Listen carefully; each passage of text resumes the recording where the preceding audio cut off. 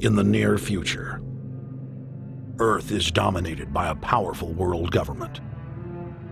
Once free nations are slaves to the will of a tiny elite. The dawn of a new dark age is upon mankind. Countries are a thing of the past. Every form of independence is under attack, with the family and even the individual itself nearing extinction. Close to 80% of the Earth's population has been eliminated. The remnants of a once free humanity are forced to live within highly controlled, compact, prison-like cities. Travel is highly restricted.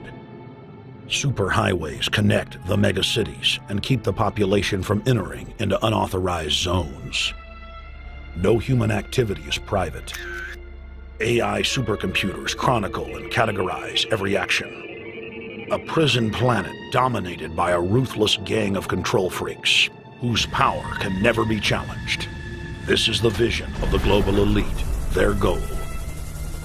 A program of total dehumanization, where the science of tyranny is law. A worldwide control grid, designed to ensure the overlord's monopoly of power forever. Our species will be condemned to this nightmare future unless the masses are awakened to the New World Order master plan and mobilized to defeat it. Erected by a secretive group, the Georgia Guidestones are a testament to the elite's plan for a world religion, global laws, with a global court and army to enforce it. And set in stone, it is written that the population never rise above 500 million.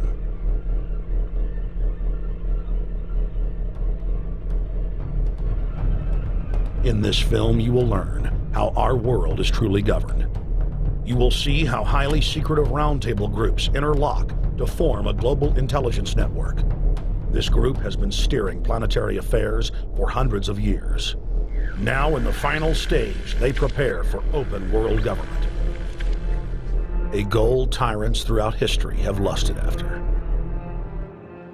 Dr. Michael Kaufman is a published ecologist specializing in ecosystem research, forest ecology, and ecosystem classification.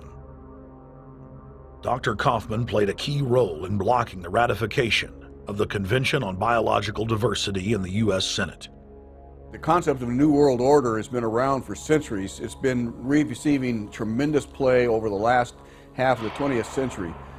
George Bush, the first senior president, George Bush, used it a lot in his speeches and really implies that he really wants to see a order in which we have a universal or a global type of governance in which every human being on planet Earth is ultimately responsible to policies that are being formulated at the international level.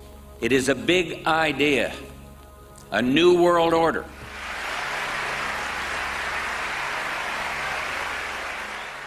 President Bush said that the New World Order was in tune, and that's what they were working for. The UN is part of that government. They're working right now very significantly for a North American Union. That's why there's a lot of people in Washington that don't care too much about our borders. They have a philosophic belief that national sovereignty is not important. It's also the reason I have made very strong suggestion that we need not be in the United Nations for our national security. It's really always the same. You go back throughout all of history, the Roman Empire, the Soviet Union, Hitler during the Nazism was always saying that it's going to create the utopia for the average person, when in fact, history always shows that it does exactly the opposite. Conquest and empire is as old as civilization. Babylon, Egypt, and Greece. They all built empires in an attempt to rule the world. The Roman system at its peak dominated the known world. Complex governmental systems were developed to control diverse populations. During the period between the 15th and 19th century, new empires emerged and again waged war for supremacy. The nobility, as well as the thriving merchant class, were financed by a handful of private banks. Many of the great money houses would hedge their bets and finance both sides of a war. Sophisticated intelligence-gathering networks gave the financiers a clear edge over the governments they were slowly gaining control of. On the 18th of June, 1815, agents of the British arm of the Rothschild family looked on as Emperor Napoleon Bonaparte fought desperately to save his army from the jaws of a British-Prussian pincer attack. A Rothschild agent was able to get the news of Napoleon's defeat at the hands of Lord Wellington to Nathan Rothschild a full 20 hours before the news reached London. Nathan, the head of the British arm of the Rothschild family, put out the rumor to the London Stock Exchange that Napoleon had won the war. Stocks plunged by 98%, and Rothschild was then able to buy up the entire British economy for pennies on the pound. When the news of Napoleon's defeat finally arrived, stocks soared. Britain was now the undisputed ruler of Europe, and Rothschild ruled England. The already dominant British Empire grew even more aggressive. Her troops and bureaucracy spread across the globe. The sun never set on Britannia's holdings. The banking cartel funded, in fact, since about 1800, they have funded both sides of almost every war. And of course, they're getting the interest off of the loans that they've given the various governments and the wars that they have actually helped stimulate and create. By 1900, Germany was a rising force and a leader of the Industrial Revolution. World War I, for instance, there was absolutely no reason to have World War I, except that it was an ideal opportunity for the banking cartel to make a pile of money by funding both sides of that particular war. On June 28, 1914, the heir to the Austrian-Hungarian throne, Archduke Franz Ferdinand, was assassinated while traveling in a motorcade.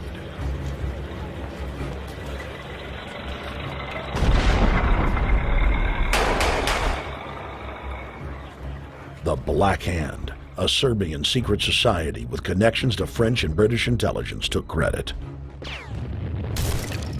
World War I had begun.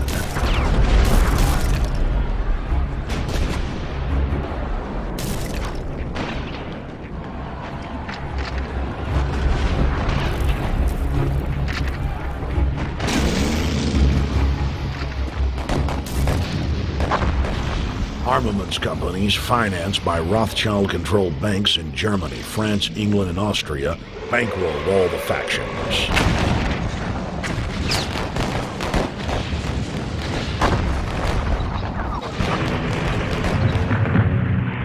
At least 20 million were killed in the war. It was a conflict so terrible the people vowed to never fight again. They dubbed it the War to End All Wars. Question is, why did they want war? Well, first of all, is money and power. But secondly, they wanted to create the League of Nations. They had this in their plans all along, and as a consequence, once the war was over or about to be over, they began to formulate this idea of a League of Nations, so this would never ever happen again. Hundreds of years of practice made the British experts at hiding their empire behind puppet governments and councils. In the name of stopping all future conflicts, they proposed that countries would join a League of Nations. Their true intention was for the League to serve as a framework for world government. President Woodrow Wilson, who had spearheaded the establishment of the private Federal Reserve System in the United States in 1913, strongly supported the establishment of the League of Nations. Woodrow Wilson was a very naive president. He was basically a college professor that was grafted into this whole system. The League convened in Paris in 1919, but many nations recognized it as a threat to their sovereignty and refused to join. Frustrated by the U.S. Congress blocking the League of Nations, British intelligence, with the help of the Rockefeller family, set up the Council on Foreign Relations in New York City in 1921. The council recruited the best and brightest of American life to support the growth of the Anglo-American Empire. The CFR's stated mission is to abolish all nation-states in favor of an all-powerful world government administered by a tiny elite. By 1930, the promoters of world government had split into two interlocking camps: the Fabian socialists centered in London, and the fascist based in Italy and Germany. National Socialism will use its own revolution for establishing a new world order. Adolf Hitler. Supporters of the fascists in the United States and England believed that the military should be used to quickly transform the world into a new world order, while the more sophisticated practitioners of globalism stated that incrementalism was the sure path to world domination.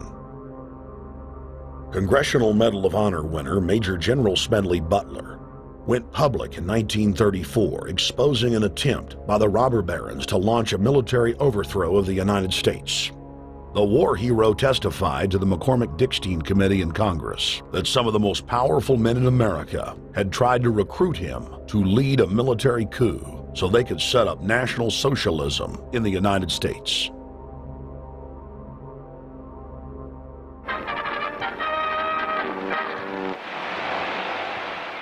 I appeared before the Congressional Committee, the highest representation of the American people, under subpoena to tell what I knew of activities which I believe might lead to an attempt to set up a fascist dictatorship.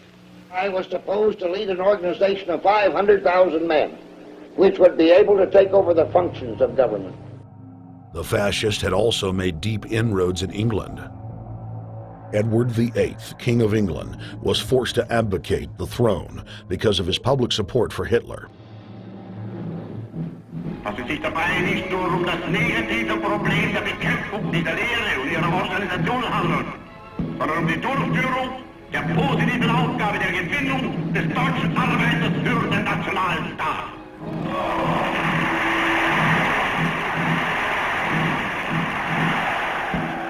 Though the German-led fascist camp was strong, the Fabian Socialist bloc was able to maintain control of the US, Russia, and England.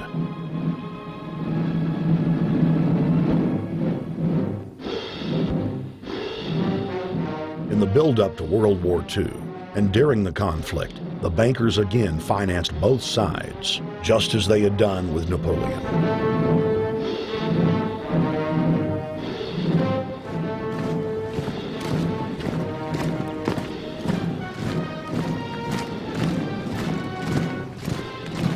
With the rise and fall of the Third Reich, Europe lay in ruins.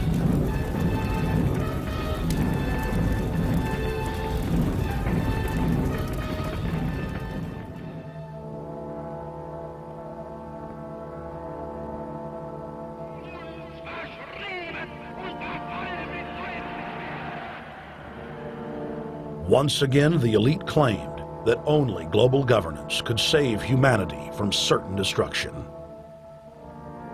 And this time, the elite would succeed in setting up their world body.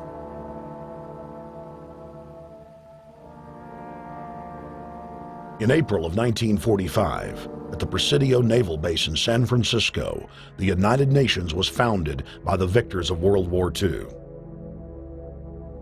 The United Nations complex was then built in New York City on land donated by John D. Rockefeller. Shortly after the elite established the United Nations as their base in the United States, the newly formed World Council quickly began work on the next phase in their plan, the incremental formation of continental superstates. The first step in their trilateral plan was the creation of the European Union. Unifying Europe had been tried many times and was extremely unpopular. Where Napoleon and Hitler had failed to accomplish their goals using force, the globalists would succeed using stealth. The British spearheaded the formation of the Council of Europe on May 5, 1949. The Treaty of London claimed to only establish trade ties between European nations, like NAFTA or GATT in North America. Its true intention was the formation of a European superstate.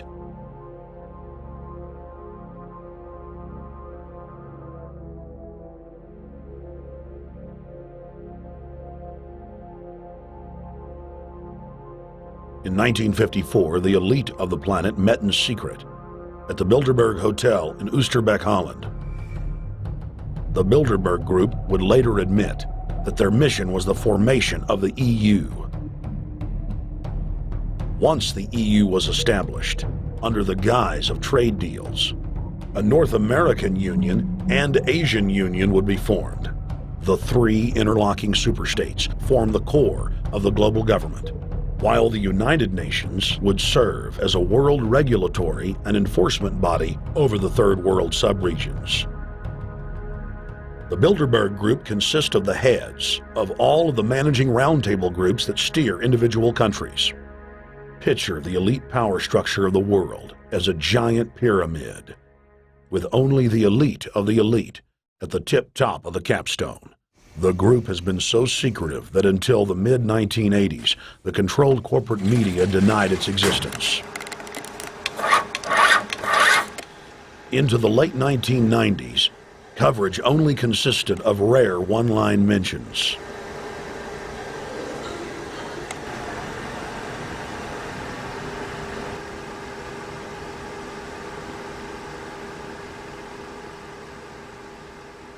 With the rise of the alternative media, their stranglehold on information has begun to slip. On the outskirts of the national capital today, black limousines with darkened windows converged on a hotel where private security guards imposed ironclad control. The limos carried royalty, political power brokers, and industrial titans to a secret meeting that will last all weekend. It's known as the Bilderberg Group. Could their objective be world domination? Every 4 years, Bilderberg meets in North America, and in June of 2006, we decided to travel to Ottawa, the capital of Canada. The site of Bilderberg.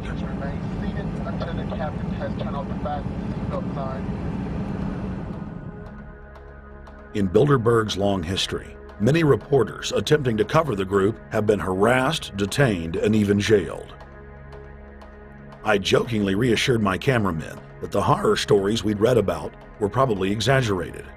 I was wrong. We know reporters get detained at airports, people aren't let in. We know people get sent to the jailhouse for 3 or 4 hours. It happens every time. Well, it happened to Alex Jones this time. They admitted Bilderberg that they've had pressure put on them by the government to heighten security, and that's why all this happened. Yes, I was told that by 2 separate people. They scoured our records for hours yesterday and hours today, trying to find something on us, and of course there was nothing. It was just scary. I mean, I've been all over the world, and I've never seen anything like this. It was like hours of humiliation. And they said, "What are you here for?" And I said, "Well, I'm here to, cover the media, covering a political event. I hope to talk to some members of Parliament." I was answering all the questions. It was clear I wasn't a threat. It was clear I didn't have any criminal record. It was clear I was press. It was clear I was coming to interview people. They were going to deny me. They told me earlier that I was probably going to be denied, and then you guys showed up, and everything changed. So what's your plan now? My plan is to go out and try to interview Jim Tucker, try to go down to the Bilderberg Group and maybe catch some of them still arriving, and try to still make a documentary.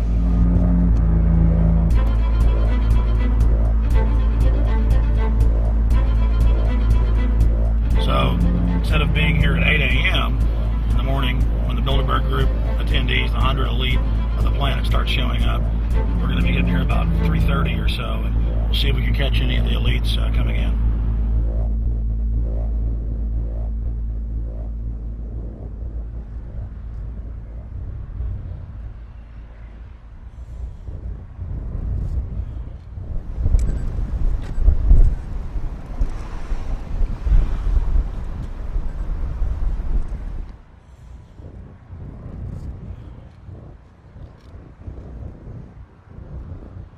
What do you think's on the agenda for this edition of the Bilderberg Society's annual meeting?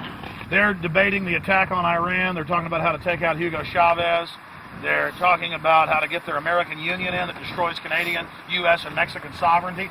So we're talking about the death of Canada is what's happening in there right now. The death of your sovereignty is happening in there right now. CNN has even reported that these individuals have put out the policy reports through the Council on Foreign Relations that writes their scholarly white papers to end the United States, to end Canada, and to end Mexico.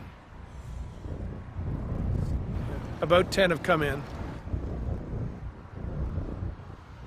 They've been coming in slowly in typically big black cars with what appears to be bulletproof glass, and we've got a few pictures of some of the people. We're being kept well back from the building by an awful lot of security people. But, you know, there'll be more security as this thing develops. Again, just a reminder to stay off the property, okay? I am. This is the line. We checked with the city. Thank you. Yeah. Okay. Boston. The ex-president of Ireland? Maybe? Okay, Danny will know. I came here from upstate New York.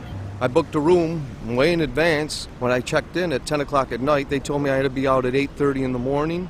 And so, of course, I complied to what they wanted. I wasn't happy about it because I had been tired. I drove quite a long way. Then I went down to have something to eat, and I just saw a bunch of security here, and I was wondering what was going on, and I asked questions. And they said they were having a wedding or they were having some sort of reception. So I decided to ask a couple more questions because I thought it was kind of weird.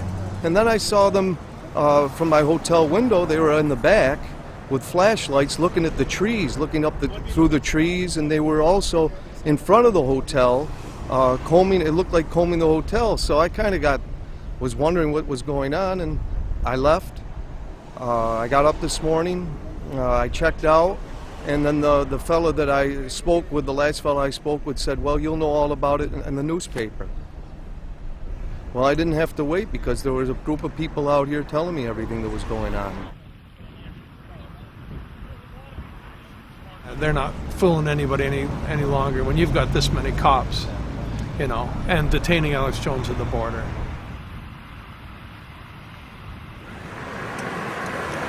Get them on both sides. Yeah, you crook. Yeah, you're going to go to jail like Ken Lay. Oh, yeah, there's one right there. Hi. Hey, we're not your property. We're not your slaves.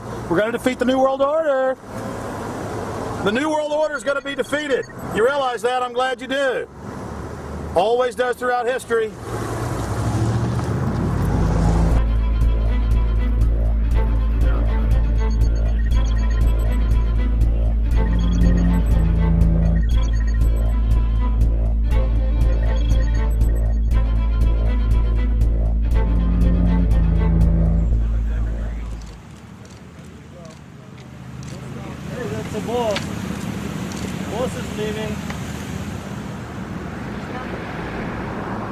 Etienne Davignon is the honorary chairman of the Bilderberg Group,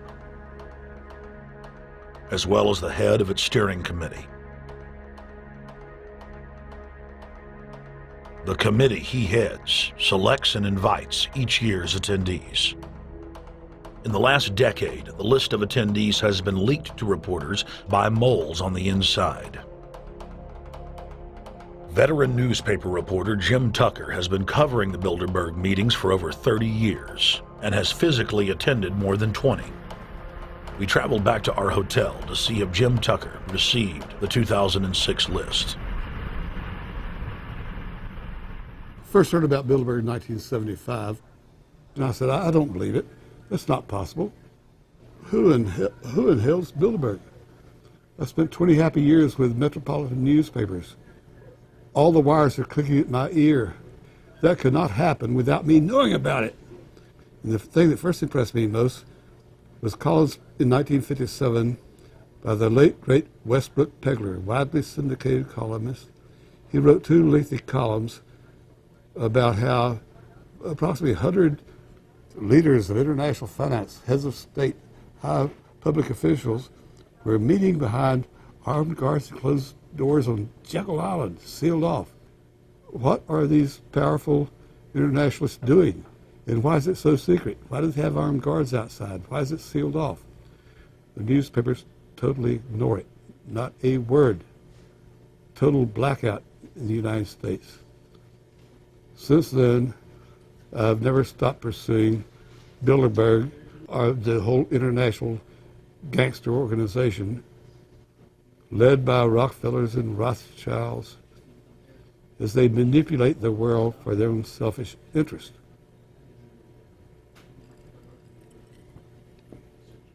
Jim, you've been waiting on the list. You normally get it on the first day. You haven't gotten it. We're told it might come in today. How important is that list? It's absolutely essential, although identifying people outside, as we always do, is important too, to find out who is not on their own list. In recent years, someone from Europe has sent a machine copy with a letterhead and so forth without identifying himself. So far, I haven't heard from him.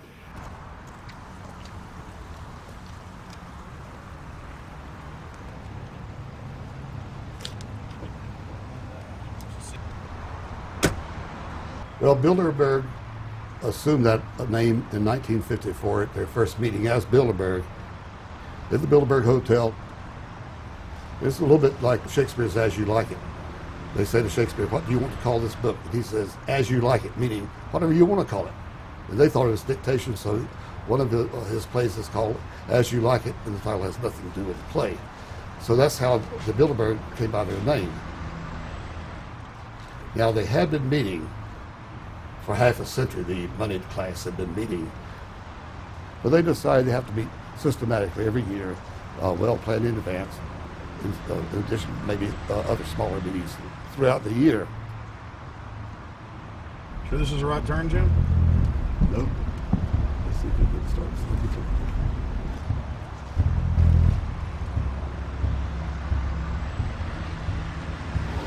This is the global government. They are setting the world agenda. Inside right now, they're deciding on whether or not there will be a war with Iran. They're deciding whether or not taxes will increase, whether oil prices will be suppressed or increased. There's much more on the agenda that we'll be finding out in the fullness of time. But those are three items that are heavy on their list this year.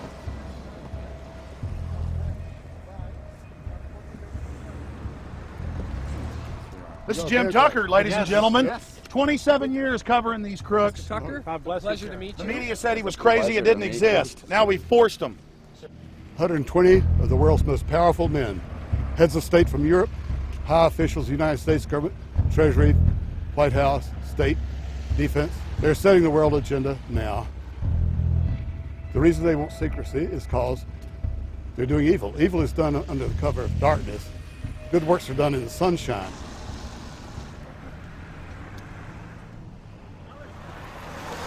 Hi, how you doing? Good. Get off the property, please. Well, Jim has some questions for you. I need you to move off the property, please. Okay. Private property. Sure. It's a public sidewalk. Oh, yeah, we are cooperating. Thank you. Right onto the sidewalk. Yeah, there's no implication that we aren't cooperating. Right onto the sidewalk and stay there, please. Sure, yeah, thank you. Great. Jim has some questions for you. Again, I need you to stay right on the sidewalk. Yeah. Thank you very much. We actually checked with the city. The property line's actually right here. Also, that's good. Property line's actually right here.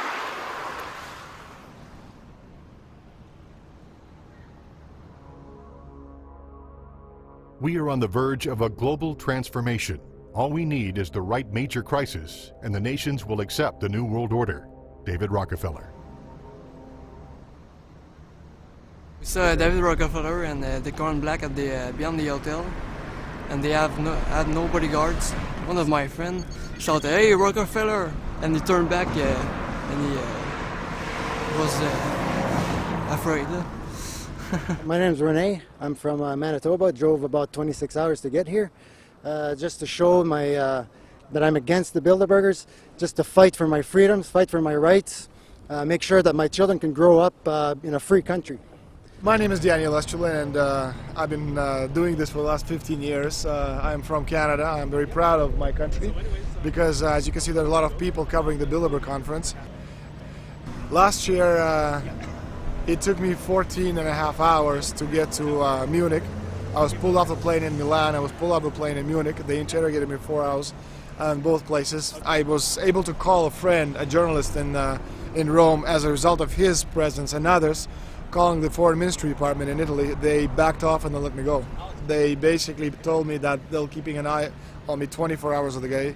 The little hotel where we were staying at, Gemini, out of the 20 rooms, 6 were occupied, 3 by the CIA and 3 by the German Secret Service. That's how serious these people are, and that's how afraid they are of actually what we may be able to reveal and what we actually do reveal publicly about the Bilderberger intents. Daniel Estulin has covered the Bilderberg meetings in Europe and North America for more than 15 years. His book, Club Bilderberg, has been translated into more than 20 languages and is a global bestseller. Estulin has photographed many past Bilderberg meetings. Rockefeller frontman Henry Kissinger is always a key participant. Here you see the president of the CFR, Richard N. Haas, followed by Vice Chairman of Rothschild Europe, Franco Barnaby, who is speaking with Henry Kravitz. And behind them is Richard Holbrooke, former U.S. Ambassador to the United Nations. The head of Daimler Chrysler, Jürgen Erich Schrimp, arrives by helicopter. Here, the owner of the Washington Post, Donald Graham, escorts Indra Nooyi, the head of PepsiCo. Queen Beatrix of the Netherlands, whose father, Prince Bernhard, founded Bilderberg, is a leading figure in the group. Of course, globalist kingpin David Rockefeller, seen here with his bodyguard, James Ford, always attends. The then newly appointed World Bank chief Paul Wolfowitz is photographed at Bilderberg 2005. It has been reported that Wolfowitz had attended previous meetings, while still the Deputy Secretary of Defense, a violation of the Logan Act. Under the Logan Act, it is a felony offense for any member of the federal or state government to meet with members of a foreign government without the express authority and authorization of the President or Congress. Put simply, it is illegal for members of the government to meet secretly behind closed doors with foreign power brokers due to the problems of corruption and espionage that it breeds. For this reason, many prominent politicians attend, but their names do not appear on the official list. Despite the Logan Act, the governor of New York's name, George Pataki, does appear on the list, and we were able to catch the governor on tape walking with David Rockefeller at Brook Street. Multiple staff members inside Brook Street reported to us that Hillary Clinton attended for half a day. Several armored limos with diplomatic plates did arrive with police escorts and offloaded their passengers in the underground parking garage out of the sight of the press. Former World Bank President James Wolfensohn sardonically stared at our cameras. Do you think they're upset about the fact that they're being exposed?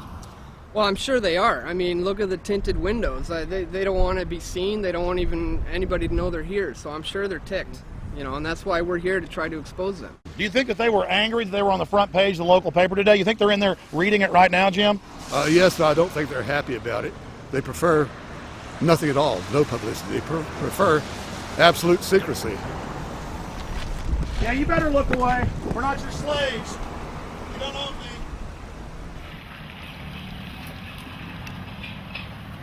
Did you get a list of the attendees and everything, or no?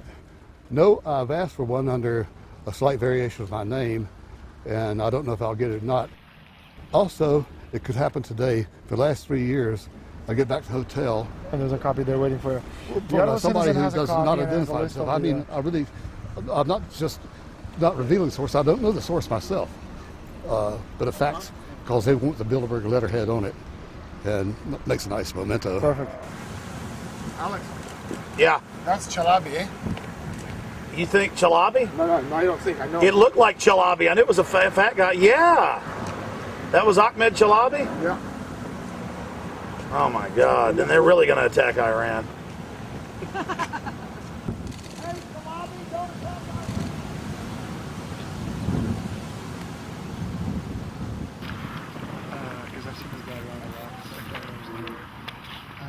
This guy is too, but our president. I have it. It's S, Scandinavian.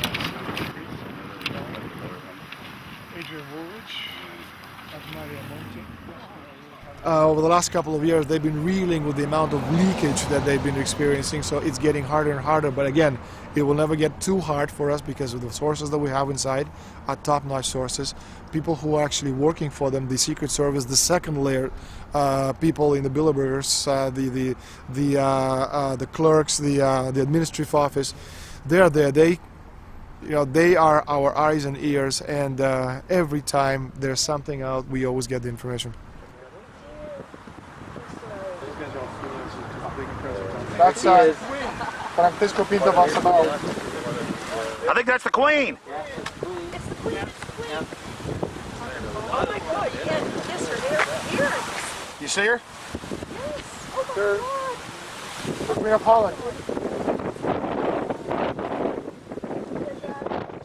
What usually happens, the Secret Service guys who are protecting the Bilderberg delegates, the staff, the cooks, the chefs, when they actually get to see and to hear what some of these nasty people are talking about, they're the first ones to look for us and the first ones to make sure that we get the information from the meeting.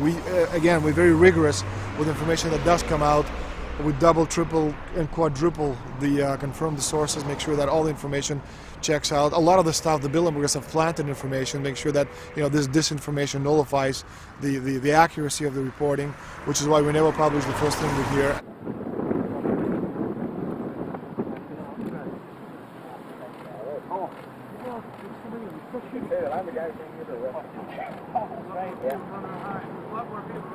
That looks like Rockefeller. The decisions that these people take, again, they're not only decisions affect business community, they affect politics, business, environment, across the entire spectrum. And these decisions are made and taken by a very elite group of people behind closed doors this year at the Brook Street Hotel. We are not privy to these decisions. We're not allowed to know what they're talking about, but we'll definitely feel the consequences of these decisions over the next 12 months when events which apparently by accident seem to happen, in fact have been planned right here this year at Brook Street Hotel between 8th and 11th of June. What does it do when you get 120 of the most powerful people in the world getting together to have meetings with government officials? I mean, that's amazing. Well, it is what I mean is that they're planning the corporate agenda. They're not planning the democratic human journey agenda, in my opinion. Mussolini had a definition, is when the interests of the corporation take completely over from all other interests, and that's fascism. He said it should probably be called corporatism. Well, call it corporatism, call it fascism, call it neo-lib, neo-con. There's a whole variety of political words, depending on which side of the stripe you come from, to start with, which describes the thing. But what they are describing is the complete end of democracy, the end of what matters to people, the end of what happens to the human journey. And for that reason, I think this is revolting. Ladies and gentlemen, we're here in Canada today to stand up against the Bilderberg Group that is attempting to get rid of the sovereignty of the United States. The truth of your world government has now been exposed. We know you are ruthless. We know you are evil. To David Rockefeller, to the Rothschild representatives here, to the Queen of the Netherlands, to all of you, we tell you, you are not our queens. You are not our kings. You are not our gods. We do not belong to you. We are not your slaves. We stand as free humans, have stood since the beginning of time against the strong men, against the thugs, against the bullies. We will defeat your world government. We will defeat world taxation. We will defeat your control grid. God is on our side. I stand before the creator of the universe, and I ask the creator of the universe, as our founding fathers did in 1776, to lead, guide, and direct us, and to give us the power and the foresight and the understanding and the will to stand against your entire agenda, including your final plan of world population reduction of 80% that Henry Kissinger penned in 1973. Why do you put mercury in the vaccines, sodium fluoride in the water? Why? Why do you put cancer viruses in the vaccines? Why have you used depleted uranium now in 4 separate nations? You're arrogant. You have the sickness that elites have had throughout history in their literal and, in some cases, figurative ivory towers. You believe that you're invincible. You will and you are failing now. Your New World Order will fall. Humanity will defeat you. The answer to 1984 hour is 1776.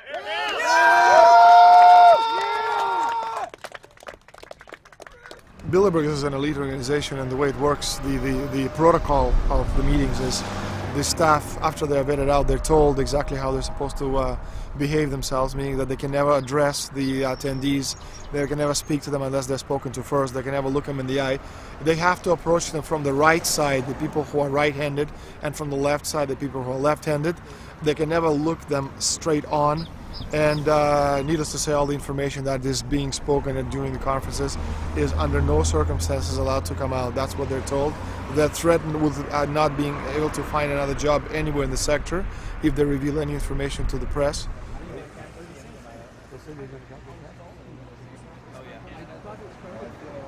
Richard Holbrooke? Ambassador Richard Holbrooke thought the peasantry wouldn't recognize him if he took a stroll off the grounds of Brook Street.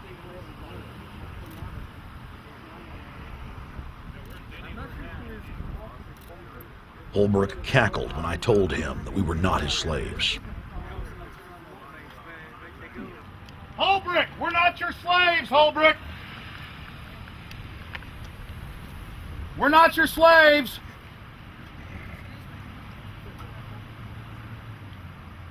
Holbrooke, we don't belong to you. We're not your property. Get back on the sidewalk. We're free humanity. Yeah, there he goes. Howard. They love it.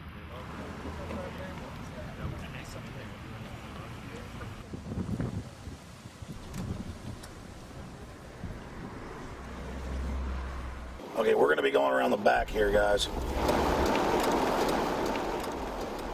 Hey, guys, how you doing?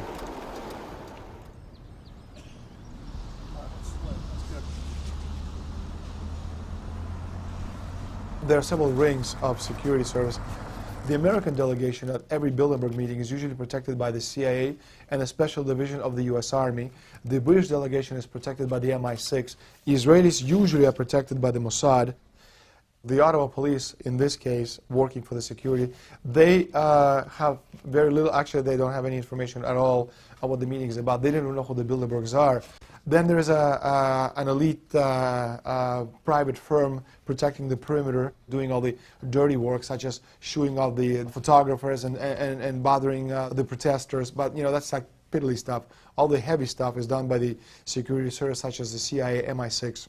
Some years ago, my legs were a little bit stronger than they are now, and I crept over a fence under cover of darkness and approached. The cops started yelling and pointing at me, so I ran with speed I didn't know I still had, and some shots were fired, but they were far above my head. I mean, they were intimidating, but they were not really trying to kill me. Not when sharpshooters are fired far above, 20 feet above your head. Bilderberg was founded by David Rockefeller and the Rothschilds in Britain and Europe. They're still the main powers. Baron Evelyn D. Rothschild, a male, attended for many years. Rothschild is still represented. You'll see them on the list of participants. Somebody representing the Rothschild group. They are the main powers behind Bilderberg. Dutch Shell is part of the Queen's fortune. Of course, the Rockefellers have always had heavy oil interests. That was the original source of their old money from the old man. Jim just got the official Bilderberg letterhead list from his mole inside the Bilderberg group. Let's go look at it.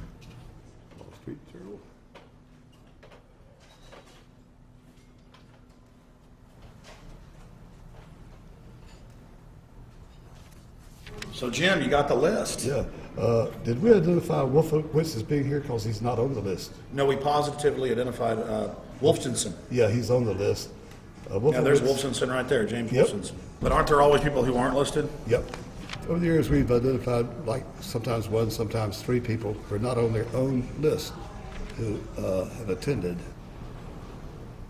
Now, I think what is very difficult for most people to understand is how such a small group of 125 men and a few women control a population base of 6 billion people. Actually, it's much easier than you think. These people work on what I call systemic methodology, meaning that you take a pie, just imagine you take an apple pie and you slice this apple pie into lots of very small pieces, and you put in front of each one of these pieces your man or woman of trust. And by controlling this individual, you control an entire organization. For example, if you take Paul Wolfowitz, who runs the World Bank, through him you can control the entire organization. You don't need to control what the dishwasher or the toilet cleaner thinks or does or believes in. You just need to control what he does and what he believes in, and what he does will permeate the entire organization. And that's how you control, with very, very small power base, an entire global population of 6 billion people. Bilderberg is making great progress toward a world government. They have created a superstate in Europe called the European Union. They are intent on creating a Western Hemisphere Union called the American Union. NAFTA is to be expanded into every country in this hemisphere. As NAFTA expands, it will take on the role of the American Union. And only an educated, informed public can stop them in their tracks. We went into downtown Ottawa and talked to locals to learn if they were aware of the elite meeting in their city.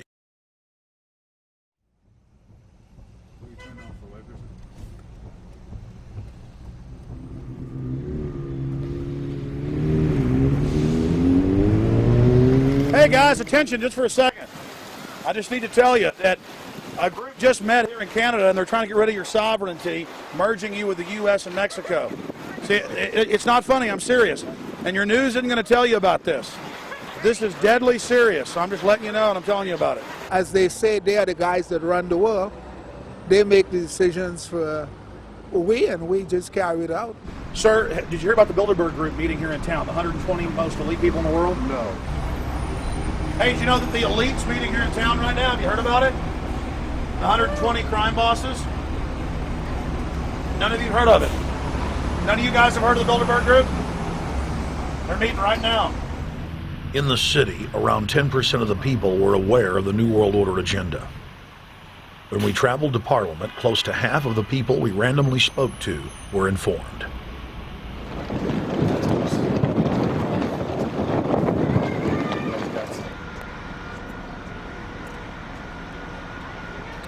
Ma'am, what did you say about the American Union? It's going to end up happening. We don't want it, but it's going to happen. Why do you think? Because the Bilderberg Group runs the world. You have the Trilateral Commission that's also part of the Bilderberg, which is the United States, Europe, and Asia. But most of this is public knowledge. Nobody wants to believe that there are conspiracies, that world leaders are already elected before they're voted on. So here we know that Bernard Lord is part of the outer circle. I was surprised to read that Harper addressed the group in 2003 because my understanding was nobody gets into politics without becoming part of the Bilderberg Group. And then you find out afterwards that that is the case, that they have... Well, yeah, well, Bill Clinton went there in 91, George Bush Sr. back in like 85. And Blair, same thing. Who we think that we're electing as leaders have already been pre-picked for us, whether it's liberal or a conservative. They're already part of the group. They own all the horses in the race. They own the horses, and I understand that, for example, in the United States, it's a one-party system with two factions, though you think it's two different parties. Oh, it is, yeah. So it's like Bill Clinton constantly vacations with the Bushes, and they call him their son, and they actually staged all that in 92, and all that's come out. It's just all staged. They're not going to let trillions of dollars slip through their hands. The good news is people are waking up, though. When you read human history, when you study it, all you see is elites trying to dominate, subterfuge, Machiavellian backstabbing, and somehow in the last 50 years they convinced Westerners that the government's fine, can do no wrong, trust them. How did this happen? It's easy to lead sheep. I mean, people just follow. They don't want to believe these things will happen. No way, we'll just follow along with the norm. That's all. It's just makes it easier for everyone.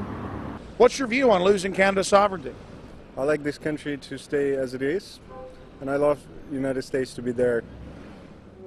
Back in Austin, the capital of Texas, the public was frighteningly unaware of the nation's peril.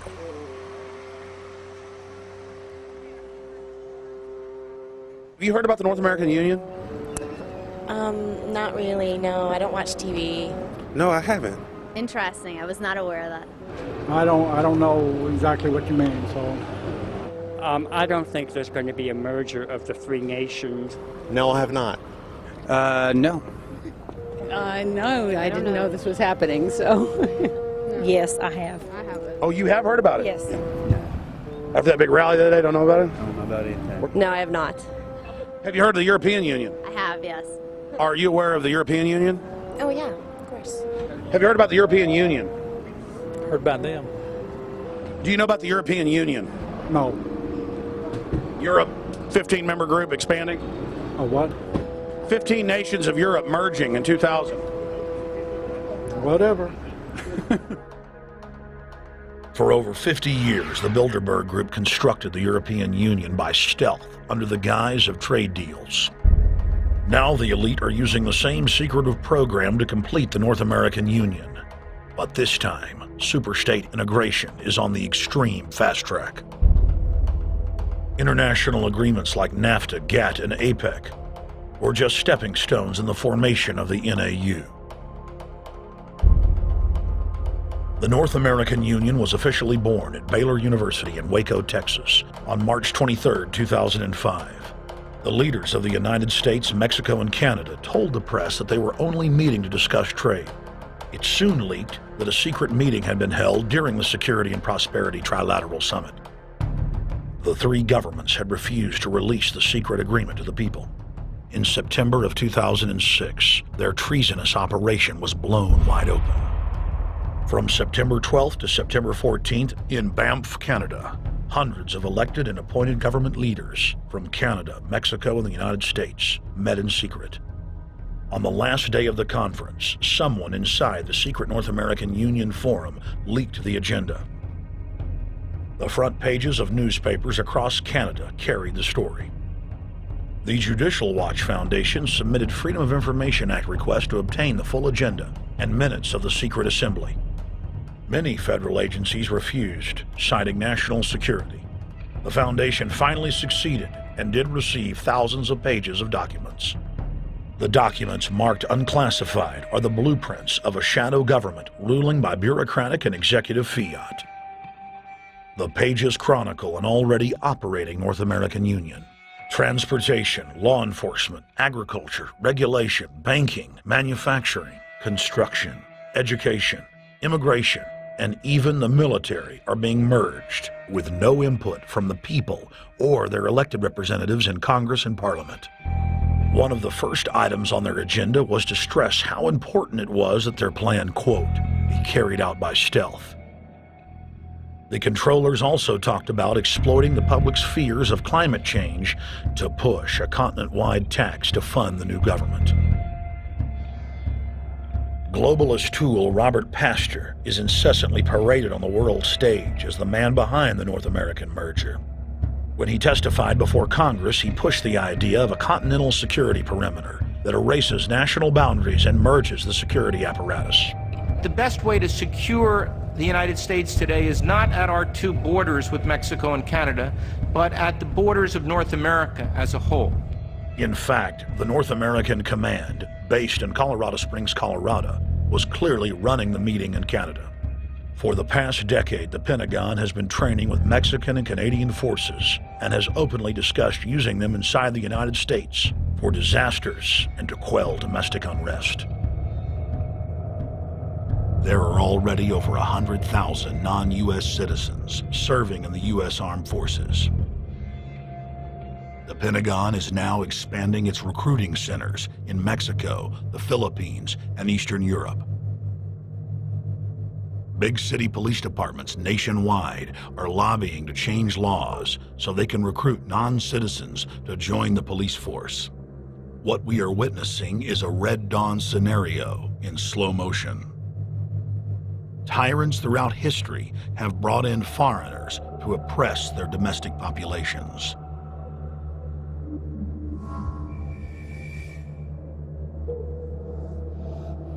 When their coup by stealth was exposed, the three governments went into damage control mode.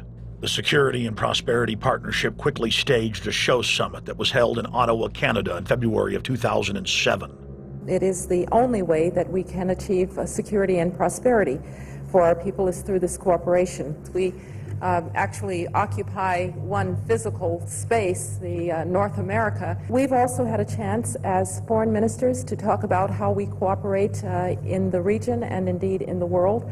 Protesters who were upset about losing their countries and freedoms were not tolerated. A couple of weeks ago, an Al-Qaeda supposed... Whatsoever, the Security and Prosperity Partnership has been signed without any sort of parliamentary debate. Globalist publications have been open with their frustration that the population has not bought their latest PR stunt. As integration inside the European and American unions accelerates, the superstates themselves are being merged. On April 30th, 2007, a summit was held at the White House. The Security and Prosperity Partnership's secretive approach had alarmed the public. So this time, President Bush, German Chancellor Merkel, and EU Commission President Barroso hid their treachery in plain sight. Thank the Chancellor and Josie very much for the transatlantic economic integration plan. And for that too, we need to develop a common market, common standards. So this is indeed a very important agreement, and an agreement that also brings with it a Transatlantic Economic Council to be a permanent body with senior people on both sides of the Atlantic that will look at all those issues in a concrete manner, in which way we can make it move forward. The BBC reported that the US and EU had agreed on a single market. By announcing a new economic community integration, they were simply repeating what had been done in America and the EU on a larger scale. The accord states that the two blocs will aggressively push regulatory convergence in more than 35 areas, from financial services, intellectual property, military, education, mergers and acquisitions. They also agreed to jointly push a global carbon tax. We recognize that we have a problem with greenhouse gases. We agree there is a global threat, it's a serious threat. We agree there is the need to establish a limit to greenhouse gases. We need to discuss the possible pricing of CO2. How can we translate this into a market economic compatible scheme? We have agreed to establish a high-level group, a forum. This EU-US result is translated into the G8, debated together with the outreach countries, China, South Africa, Brazil, among others, and India. A global solution to a global problem. If Bilderberg succeeds, America falls. All the victimized countries lose their sovereignty. Bilderberg is not a person, it's not an idea, it's an ideal, a very powerful group of people working together and for the positions of ultimate and absolute power, destroying every constitution on earth, no matter how powerful the constitution of the nation is. That's what these people do. The African Union arose out of the African Economic Community, set up in the early 1980s. The African Union is financed by a consortium of international bodies, governments, and corporations. The African Union Army serves as an enforcement arm for the New World Order's exploitation of Africa. In Asia, APEC and ASEAN have announced plans to form the Asian Union, consisting of Asian and Pacific nations, having more than 3 billion people within its borders. APEC will become the Asian Pacific Union, and the world is to be divided into 3 great regions for the administrative convenience of the world government in which the UN is to evolve. As the unions form individually, they are simultaneously merged to form the first planetary government. They're trying to destroy every nation on earth which is trying to promote progress, because these people basically they are landowners. They don't need progress because they control the land. If you take the most powerful man in London, the people who belong to the Council and the Committee of 300, who belong to the Bilderbergers, the British royalty, the Guelphs, the black nobility of Venice and Genoa, these people, they're landowners. The New World Order is the Old World Order. I mean, it's just the names have changed, the appearances have changed, but the concept hasn't changed. The idea is still to bring the men back, kicking and screaming back to the Middle Ages, post-industrial age world order. One of the things that is very shocking to most Americans is the fact that the United Nations Global Biodiversity Assessment, which came out in 1995, clearly shows that in order to protect planet Earth, we have to go back to a feudal system. They actually said that in the document. To craft a modern feudal society, the globalists are implementing a standardized North American Union ID card to track, trace, and control their serfs as they travel throughout the 3 regions of the NAU. Building on the massive displacement of humanity caused by globalization, the New World Order is rapidly constructing the physical infrastructure of the North American Union, the NAFTA Superhighway Control Grid. I'm Arthur Peterson, Colonel retired, the Army. I see things today that are happening that would make my friend who died in World War II turned over in their grave. To think that people would even consider confiscating land of farmers and ranchers and taking their homes away from them, to turn it over to a foreign company in Spain, which was controlled by Don Carlos, I understand, a notorious socialist, and they get the tolls on Texas land for 50 years. The proposed Trans-Texas corridor would be a patchwork of superhighways and railroads stretching 4,000 miles from the border of Mexico, cutting through Texas to Oklahoma. A lease has been signed that would make Texas Highway 121 a toll road. A private Spanish company won the bid to build and collect the tolls for the next 50 years. These deals with private companies are being negotiated largely in secret, and many state lawmakers are worried taxpayers are being sold down the road. Critics say it's a threat to our national security. It's part of a plan for a North American integration being carried out by government and corporate elites without congressional or voter approval.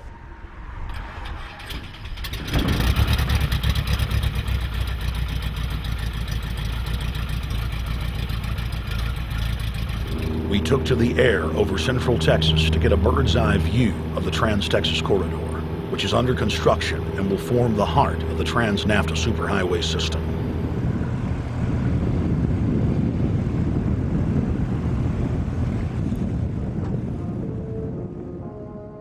History repeats itself. 2,000 years ago, all roads led to Rome. Rome constructed and maintained more than 10,000 miles of roads throughout its empire.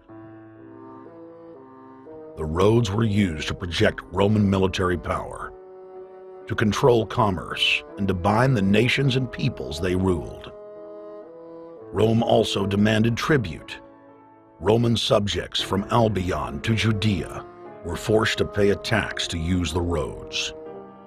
The Romans would then use the tax to dominate their subjects. Today's superhighways are a powerful tool in the globalist arsenal. They are instrumental in tearing down national borders and merging nation-states into larger confederations. Foreign governments and corporations are predatorily seizing infrastructure across North America, but nowhere has their attack been greater than in Texas. Texas is the front line. Over 8,000 miles of existing roads and land are being handed over to government-backed foreign companies.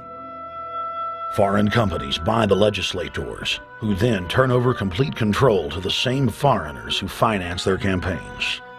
Government power is then illegally transferred to unelected quasi-governmental regional boards that circumvent local governments and the will of the people. The next stage of this world government plan is to have a transportation control and that is called the NAFTA Superhighway, or in Texas called the Trans-Texas Corridor. It confiscates 584,000 acres of land to be transferred into control of a Spanish company which will collect tolls in Texas for the next 50 years, and there's no limit in the amount of tolls that can be collected. More than 80 federal and state highways have been designated as international arteries. The I-35 NAFTA corridor starts deep inside Mexico and travels through the middle of the United States and ends in central Canada. Container ships from Asia dump their cargo on the Pacific side of Mexico. It then travels duty-free by rail to the new Kansas City inland port, now considered sovereign soil of Mexico, in the heart of the United States. Under international agreements, predominantly foreign companies are placing tolls on already existing paid-for roads. Federal, state, and corporate documents show that they will then use the revenue raised to build up the transportation infrastructure of Mexico, not the United States or Canada, so foreign-made products can pour in even faster from Mexico. Revenues raised will also be used to fund the fledgling North American Union and its growing bureaucracy. Bottom line, they're using our own money to enslave us. First of all, they're proposing a North American tribunal, which would be similar to what we have in Chapter 11 of the NAFTA agreement, which is trumped by international law. The U.S. Supreme Court and our Constitution could potentially be rendered invalid, and what we would have is new North American business law that would trump what we have here in the United States. What is also interesting to note that the NAFTA headquarters is in Mexico and controls the United States trade and rules against the United States Congress, and no one seems to challenge it. It's very probable and probably inevitable that our right to bear arms would be challenged in a North American court. So this is just an example of what's happening and what's being proposed. We want to keep our trial by jury system. We want to keep our right to keep and bear arms. We want a system where we have a Supreme Court and not have a tribunal that will be superior to the Supreme Court. In 2005, Cintra, a Spanish-owned company, signed a secret agreement with the Texas Department of Transportation to erect toll roads on existing roads and to toll new roads that were completely paid for by tax dollars. There are people, believe it or not, in Texas who don't know what the Trans-Texas Corridor is. TTC 69, which they'll have the environmental hearing starting this spring on, runs through my part of the state. And there are people over there who have no idea what's fixing to come in their backyard. TxDOT, an unelected state agency, claimed that the agreement with the foreign company was even secret from the Texas legislature. When the truth came out, newspapers across the state called for heads to roll politically. Cintra's response was to have its Australian subsidiary make its first U.S. newspaper buy. Every newspaper they bought was along branches of the Trans-Texas Corridor and had been critical of the toll road plan. The cost of 40 or 50 newspapers is nothing compared to the profits that'll be made. Just Phase 1 alone of the state toll road plan is estimated to raise more than $200 billion in just the first 15 years. And Texas is only a small part of the global panorama. A combine of transnational companies is aggressively consolidating public finance infrastructure worldwide, and the same interests are erecting a world government according to their rules. A literal wonderland of corporate corruption, where governments simply act as vacuum cleaners, sucking up the wealth and resources of the middle class and transferring it to offshore bank accounts, leaving behind a cultural and economic wasteland of easily managed slaves. The whole purpose about the North American Free Trade Agreement is not about trade, it's about control. Control of people. CAFTA is even worse. Control of people. It's not about trade, it's subsidized trade with taxpayers' funds. This thing started here. And to save this country, we kill this damn thing here. To stop it here in Texas, we stop the New World Order right here in Texas. Polls consistently show that over 90% of the people are against the NAFTA highway systems and its toll roads. As the people learned of the threat, they got angry and took action. Our ranch is part of the original Spanish land grant, and I would love to not have to give it back to Spain.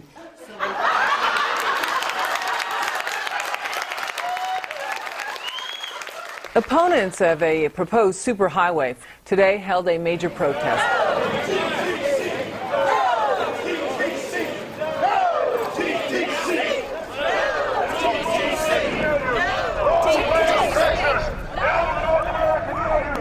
A majority of Texas counties have voted to resist the plan for a North American union and have vowed to block the construction of its infrastructure. Heck, we already know in a law that was passed by a subservient United States Congress, where practically nobody in the entire Congress stood up and said, no, they've already passed a law saying all their driver's licenses are going to be chipped. Well, I'm telling you right now, I'm not going to carry in a driver's license that's got a chip in it so Big Brother can watch everywhere I go and see everything I do. No, no, hell no. No, all of it. No, no. We, the people, own this plot of ground. We, the people, own those trees there. We, the people, own our beautiful Texas, and we are not going to let a bunch of crooks and robber barons take our beautiful Texas away from us. Hell no! Hell no! No, no, no!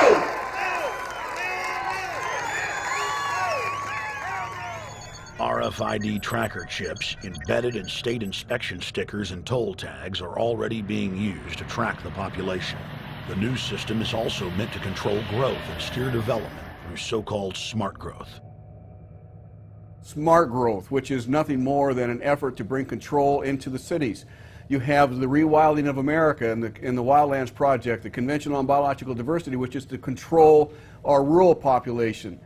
Toll roads on interstate highways nationwide are walling off exit ramps to small towns and rural communities, and are creating ghost towns by design. This trend is accelerating under the NAFTA highway system and is meant to rewild more than half the country. All of these things are designed to bring more and more control to bureaucracies rather than to the independent individual, the sovereign individual of this nation. What brought me into this whole discussion was the fact that while I was doing this multi-million-dollar research effort in the 1980s and early 1990s, I became aware of an agenda basically to lock up one half of the United States into wilderness corridors and reserves. What's called the Wildlands Project, but it was also a key cornerstone of the United Nations Convention on Biological Diversity. It was during that study in which I began to realize that this was not an effort to protect the environment, but an effort to control you and I. They were dividing the United States up into little compartments in which they would rip out roads, which they would rip out whole communities and put them back in the wilderness. The federal highway system was designed by Pentagon war planners in the 1950s to serve as a rapid deployment conduit to move ground forces for the defense of the United States during invasion. The unconstitutional Northern Command is now using the highway system as a force projection matrix to dominate populations across the United States. Through federally funded emergency command centers, county and city governments are being quietly federalized nationwide. Billions of dollars per city is being spent to install millions of surveillance cameras. Every town and hamlet, no matter how small or remote, is surveilled. License plate reading software tracks Americans' movements wherever they go. New systems are being deployed that scan your face, read your lips, and analyze your walk. Under the Treasonous Military Commissions Act, American citizens can be secretly arrested, stripped of citizenship, flown to offshore torture camps, and secretly executed. Under Section 802 of the Patriot Act, all misdemeanors are considered terrorism. Federal police squads, called Viper teams, randomly force Americans to line up and show their papers. From the sidewalks of Miami to the subways of New York to the streets of Houston, Texas, citizens are being searched by heavily armed gangs of paramilitary police.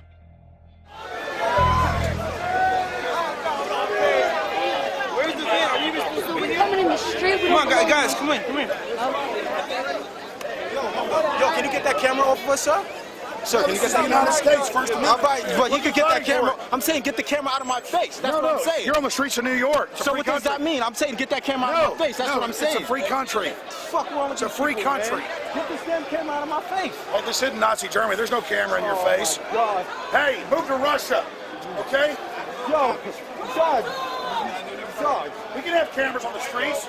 I said get it out of my face. Your guy starts cussing at us out of the blue. I said get it out of my face. That's what I'm saying. It was never in your face.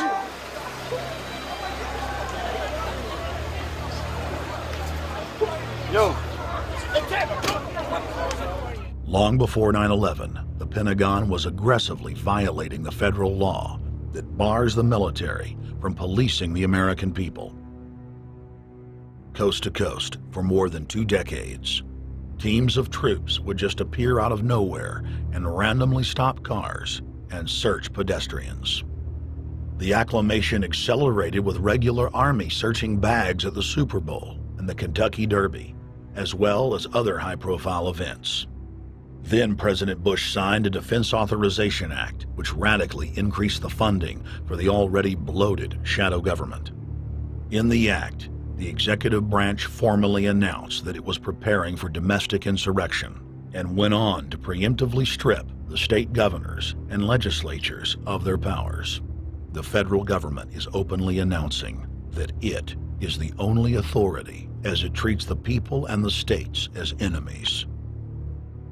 Then on May 9th, 2007, President Bush unlawfully granted himself new powers, and the presidency officially became a fiat dictatorship.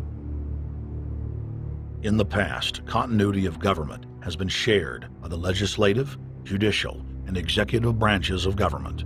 Now, all power resides with the president, for the smallest of reasons, including, in the document's own text, any incident in the world, regardless of location, that affects population, infrastructure, environment, economy, or government functions can trigger, at the president's will, total martial law.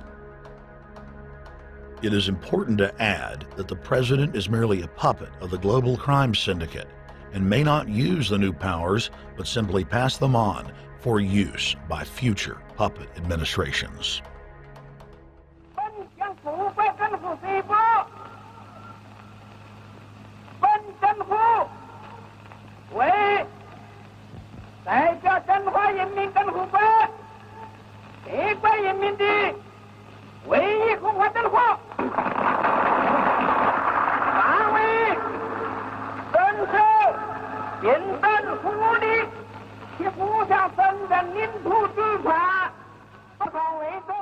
Приобретена эта победа. Не забывайте принесенных вами жертв. You must teach people to love their leader. This is the only most important.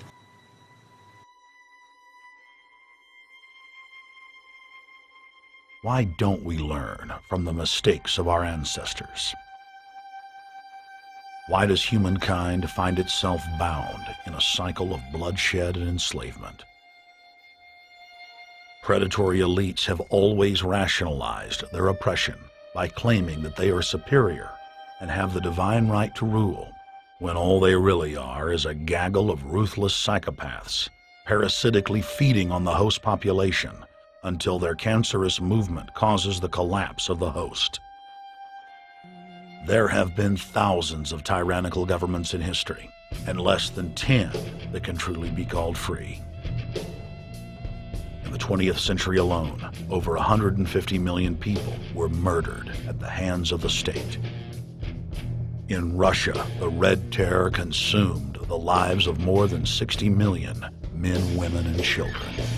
Hitler's war killed 22 million.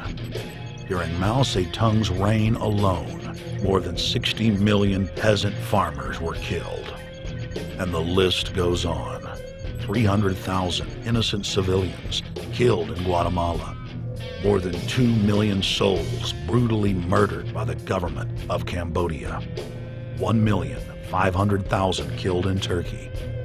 300,000 in Uganda. 800,000 plus hacked to death with machetes in Rwanda.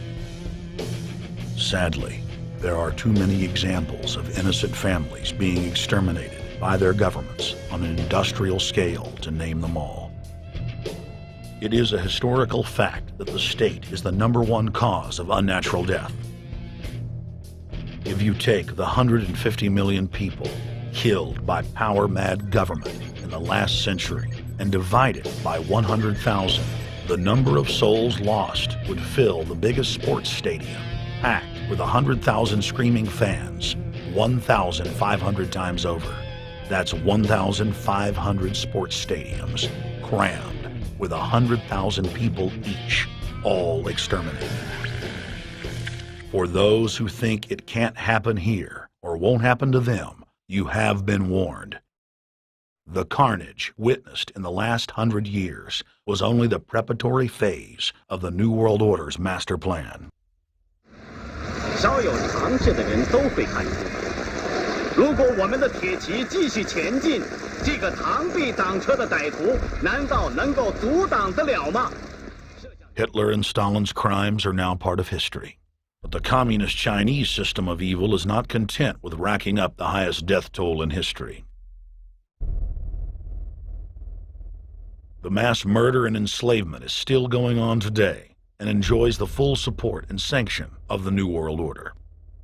摄像机拍下的这个画面，同西方某些国家的宣传恰恰相反，正好说明了我们的军队。 Communist China serves as a globalist laboratory, a proving ground where 1.4 billion people live out their lives as guinea pigs, who serve as test subjects for the formulation of the brave new world. U.S. and British forces worked closely with Mao Zedong during World War II, and at the end of the war, they secretly backed Mao in driving out Chiang Kai-shek and the Nationalist. The OSS, and then the CIA, believed that Mao would have a stabilizing effect. Bill Clinton's mentor and Georgetown University political science professor Carroll Quigley explained in his book, Tragedy and Hope, how the Anglo-American Roundtable groups backed every brand of authoritarianism, from communism to fascism, to ensure that a centralized government dominates the population and the economy as planned. The elite are monopoly men. They seek to create monopolies and dominate populations through the barrel of a gun. In their writings, the leadership of the New World Order has continuously heaped praise on the corrupt communist Chinese model.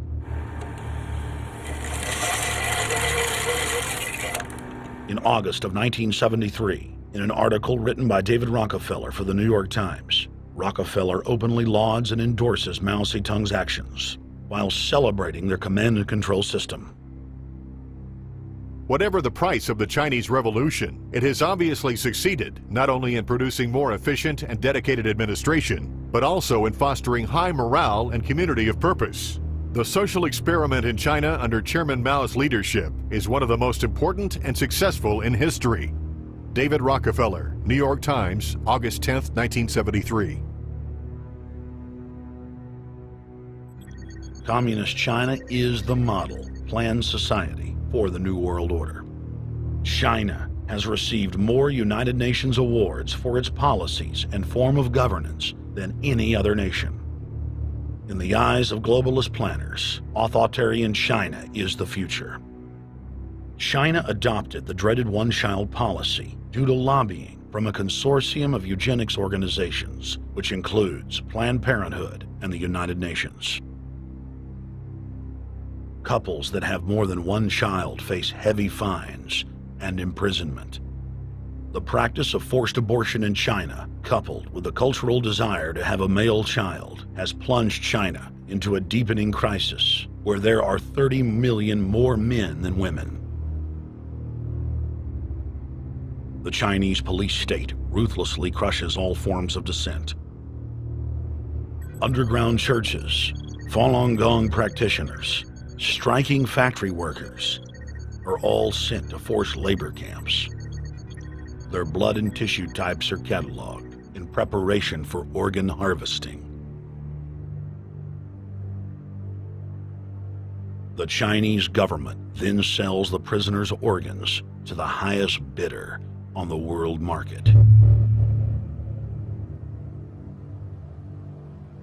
If a wealthy patient chooses to fly into China, the prisoner is killed and the organs are implanted. If the organs are being flown out of the country, a mobile execution van extracts the organs on the way to the waiting aircraft. The social engineers of China aggressively euthanize the elderly and disabled. China is merely following the globalist blueprint for the world. The same system of total dehumanization is quietly being phased in worldwide. Depopulation should be the highest priority of foreign policy towards the Third World. Henry Kissinger, 1974.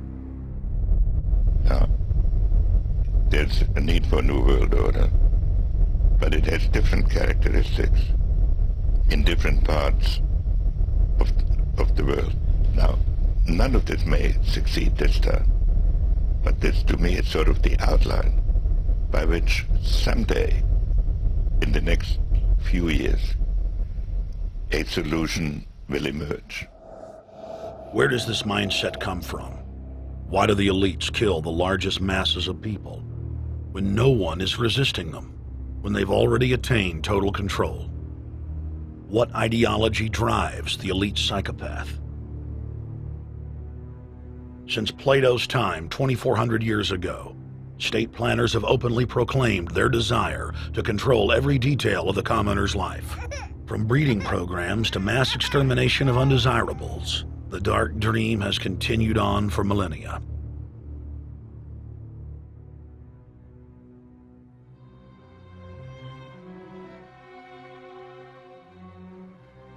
The scientific rationale for tyranny has always been attractive to elites because it creates a convenient excuse for treating their fellow man as lower than animals.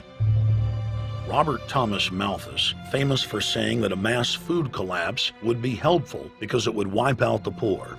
His fictional scenario would later be called a Malthusian catastrophe. Malthus is important because his ideas led to the rise of a new scientific field that would dominate the course of human history for the next 200+ years. Charles Darwin, an admirer of the Malthusian catastrophe model, developed the theory of evolution, its chief tenet being the survival of the fittest. With the help of T.H. Huxley, known as Darwin's bulldog for his strong support of Darwin's theories were pushed into wide acceptance among key scientific circles throughout England and then the world. Darwin's cousin, Francis Galton, credited as the father of eugenics, saw an opportunity to advance mankind by taking the reins of Darwin's evolution theory and applied social principles to develop social Darwinism. The families Darwin, Galton, Huxley, and Wedgwood were so obsessed with their new social design theory that they pledged their families would only breed with each other. They falsely predicted that within only a few generations, they would produce supermen. The emerging pseudoscience was only codifying the practice of inbreeding, already popular within elites for millennia. The Four Families experiment was a disaster.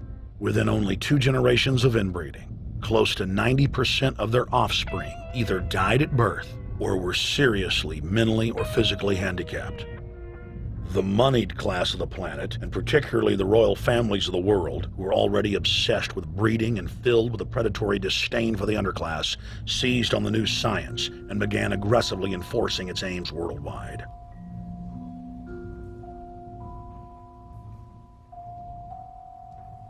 Biometrics appears to be a new science, but it was actually developed by Galton back in the 1870s as a way to track racial traits and genetic histories, and as a way to decide who would be licensed to breed. In 1904, the Cold Springs Harbor Research Facility was started in the United States by eugenicist Charles Davenport with the funding of prominent robber barons Carnegie, Rockefeller, and Harriman. In 1907, the first sterilization laws were passed in the United States.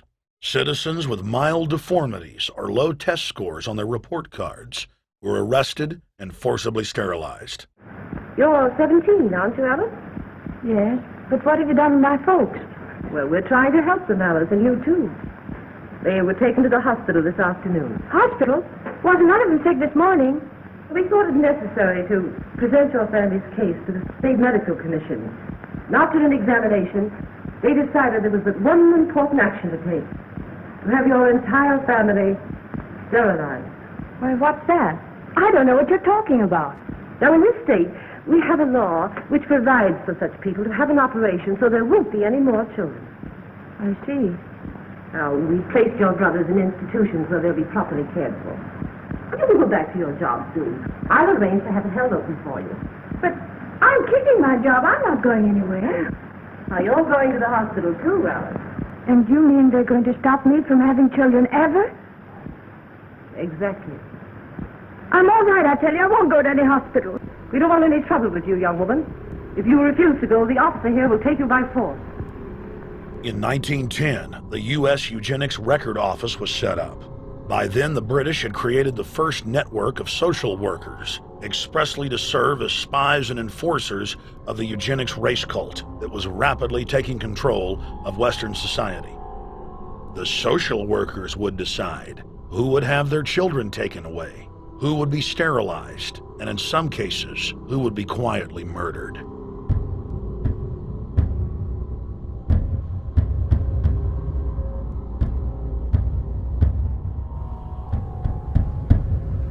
In 1911, the Rockefeller family exports eugenics to Germany by bankrolling the Kaiser Wilhelm Institute, which later would form a central pillar in the Third Reich. At the 1912 International Eugenics Conference in London, eugenics becomes an international craze and gains superstar status. The futurist and best-selling sci-fi author H.G. Wells had studied biology under top eugenicists and was spreading the new faith worldwide. In 1916, H.G. Wells' lover, Margaret Sanger, starts her promotion of eugenics in the United States. In 1923, Sanger receives massive funding from the Rockefeller family. Sanger wrote to fellow eugenicist Clarence J. Gamble that black leaders would need to be recruited to act as frontmen in sterilization programs directed against black communities. In 1924, Hitler pens Mein Kampf, or My Struggle, and credits U.S. eugenicists as his inspiration. Hitler even wrote a fan letter to American eugenicist and conservationist Madison Grant, calling his race-based book, The Passing of the Great Race, his Bible. Hitler developed the plan for mass extermination of the Jews and what he called other sub-races, as well as the handicapped from Grant. By 1927, eugenics hit the mainstream. The so-called science was aggressively pushed through contests at schools, churches, and at state fairs. Churches competed in contests with big cash prizes to see who could best implement eugenics into their sermons. Major denominations then tell Americans that Jesus is for eugenics. That same year in the United States, more than 25 states passed forced sterilization laws, and the Supreme Court ruled in favor of brutal sterilization policies. When Hitler came to power in 1933, one of his first acts was to pass national eugenics laws, modeled after laws in the United States.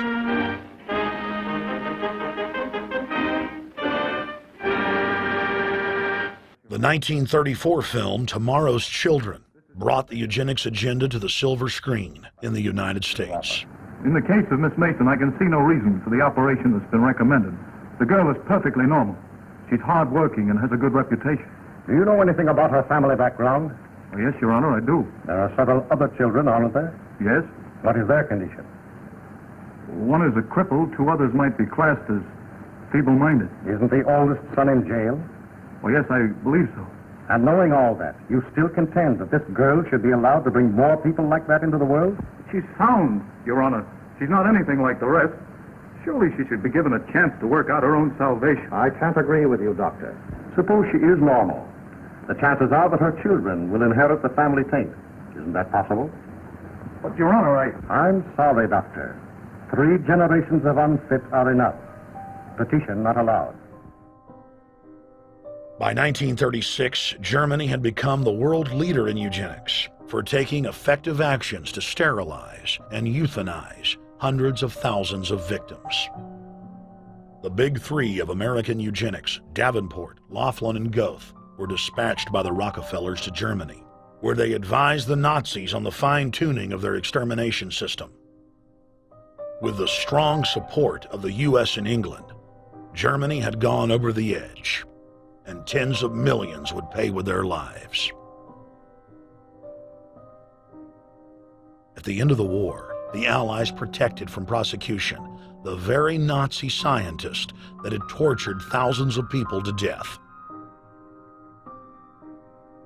The Nazi brand of eugenics had embarrassed the elites, but they had no intention of stopping their plans. The Allies literally fought with each other over who would get top Nazi eugenicist. It didn't matter if the SS doctors had tortured tens of thousands to death. They were free to go.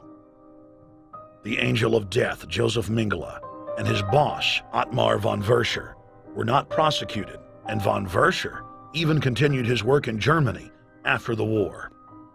Eugenicists were angry that their great work had been exposed. They then scrambled to camouflage their agenda. Eugenics Quarterly became Social Biology. The American Birth Control League became Planned Parenthood. New terms like transhumanism, population control, sustainability, conservation, and environmentalism replaced racial hygiene and social Darwinism. Many eugenicists of the previous period engaged in what they called crypto-eugenics. Purposefully taking their eugenics beliefs underground, they became highly respected anthropologists, biologists, and geneticists in the post-war world.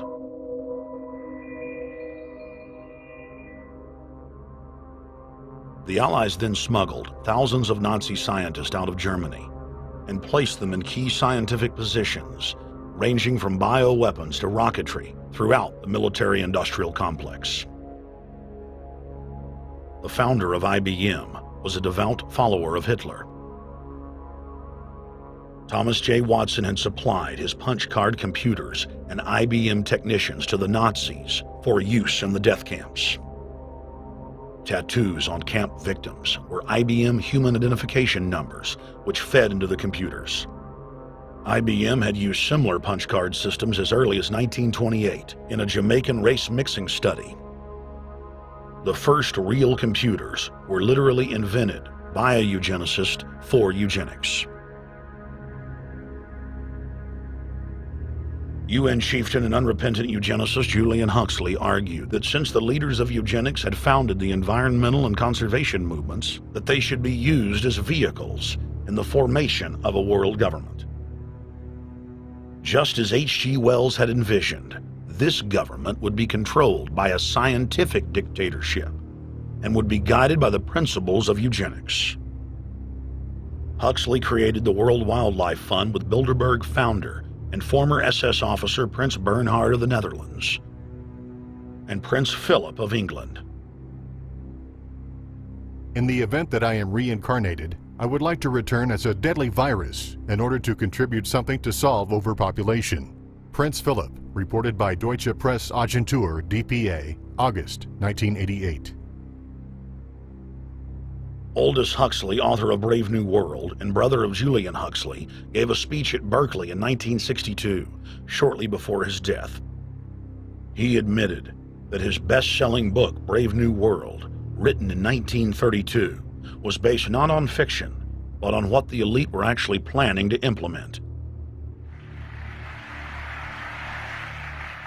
And here I would like briefly to to compare the parable of Brave New World with another parable which was put forth more recently in George Orwell's book 1984. I'm inclined to think that the scientific dictatorships of the future, and I think there are going to be scientific dictatorships in many parts of the world, will be probably a good deal nearer to the Brave New World pattern than to the 1984 pattern. They will be a good deal nearer, not because of any humanitarian qualms in the scientific dictators, but simply because the Brave New World pattern is probably a good deal more efficient than the other. That if you can get people to consent to the state of affairs in which they are living, the state of servitude, the state of being, well, it seems to me that the nature of the ultimate revolution with which we are now faced is precisely this, that we are in process of developing a whole series of techniques which will enable the controlling oligarchy, who have always existed and presumably always will exist, to get people actually to love their servitude.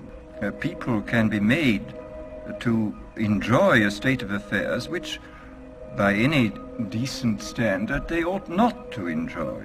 And these methods, I think, are a real refinement on the older methods of terror, because they combine methods of terror with methods of acceptance. But then there are various other methods which one can think of. There is, for example, the pharmacological method. This was one of the things I talked about in Brave New World. And the result would be that, I mean, you can imagine a euphoric which would make people thoroughly happy even in the most abominable circumstances. I mean, these things are possible.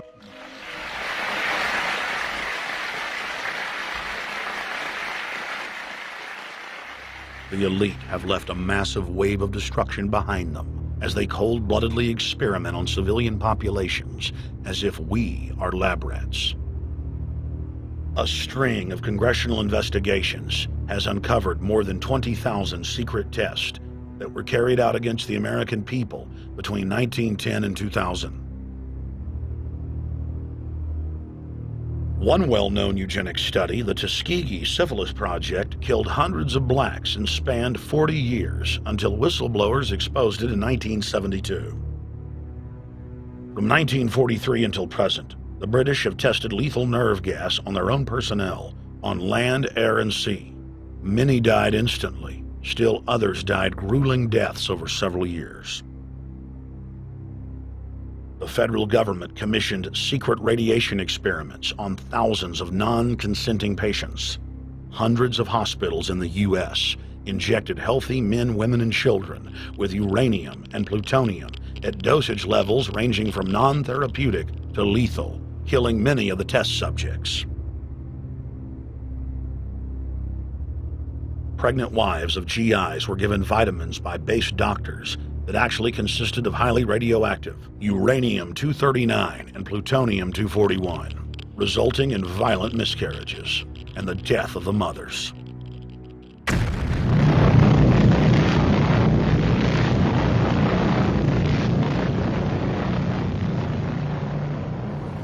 Soldiers, sailors, and Marines were used as guinea pigs in hundreds of atomic and hydrogen bomb tests. Patriotic Americans were radiated side by side with lab animals.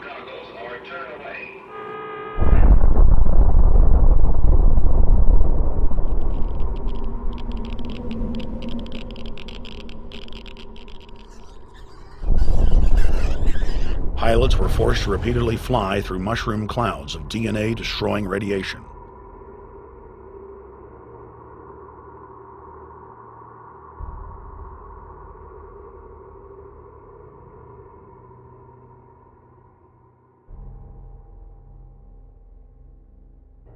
From 1951 to 1961, the U.S. Army paid Israel's health ministry 3 million lira to conduct radiation testing on Sephardic children that immigrated to Israel.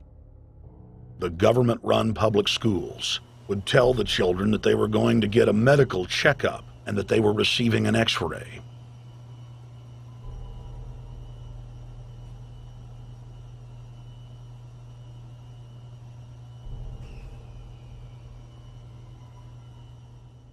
The Pentagon had already radiated more than 4,000 institutionalized children in the United States, many of which had died. More than 110,000 of the darker-skinned Jews were given 35,000 times the maximum dose of X-rays to the head repeatedly. Many of the children died within months. All of them lost their hair. Some still live today and endure excruciating health problems. The covert testing of chemical, biological, and radiological agents on unsuspecting populations continues worldwide today. From 1940 to 1979, the vast majority of the British population was sprayed by aircraft more than 2,000 times with deadly chemicals and microorganisms without ever being told. In 1968, the Pentagon tested a deadly bioweapon on New York subways and placed personnel in local hospitals to monitor the effects. Aggressive sterilization of men and women continued in many states until the mid-1980s. The United States and England are currently testing pesticides and highly toxic experimental drugs on tens of thousands of healthy foster children, many of which die as a result of the experiments. Prisons across the nation have forced inmates to participate in grisly experiments, ranging from pesticide studies to having tablets of dioxin sewn into their backs. Gradually, by selective breeding, the congenital differences between rulers and ruled will increase until they become almost different species. A revolt of the plebs would become as unthinkable as an organized insurrection of sheep against the practice of eating mutton. Bertrand Russell. H.G. Wells, Aldous Huxley, Bertrand Russell, and hundreds of other eugenicists constantly bragged about how the establishment believed themselves to be a separate, more advanced species than the common man. Top eugenicists were bold enough to admit that their real goal was not improving the heredity of the commoner, but to further dumb them down so that they could be more manageable. Nobel Prize winner Russell wrote at length about how vaccinations filled with mercury and other brain-damaging compounds would induce partial chemical lobotomies and develop a servile zombie population. Diet, injections, and injunctions will combine from a very early age to produce the sort of character and the sort of beliefs that the authorities consider desirable, and any serious criticism of the powers that be will become psychologically impossible. Bertrand Russell. Over 100 years ago, eugenicist social planners said that they'd use mind-altering drugs to control the population. By 2007, more than 20% of the U.S. population were on some type of prescription antidepressant. But in the case of foster children, a sector where the state has total control, at least 2/3 are forced to take a cocktail made up of, on average, 7 psychotropic drugs. Chairman of the Texas Society of Psychiatric Physicians, Joe Burkett, testified before the State House Select Committee hearing on psychotropic drugs in foster care and shocked the public when he said that 2/3 of foster children in Texas had been placed on psychiatric drugs because they were very, very sick from a bad gene pool. A lot of these kids come from bad gene pools. They don't have stable parents making good decisions. Besides the gene pools, they've then been traumatized by abuse, neglect, and problems, and then they've been traumatized by separation, and all those things predispose to mental illness. The Western world is now implementing eugenics pre-crime policies. Fetuses are now being pre-screened according to family histories of crime. From Portland, Oregon to London, England, Child Protective Services are enrolling newborn children into criminal databases at birth and forcing them to attend probation hearings at age 2. The overlords of scientific dictatorship are ruthlessly prosecuting a war on our most defenseless. In December of 1974, the U.S. government made third world population reduction a central national security issue. The operation plan, titled National Security Study Memorandum 200, was simply a regurgitation of the British Commission on Population, created by King George VI of England in 1944, which openly stated that populous third world nations posed a threat to the international elite's monopoly of global power. The Kissinger-authored U.S. plan targeted 13 key countries where massive population reduction was called for.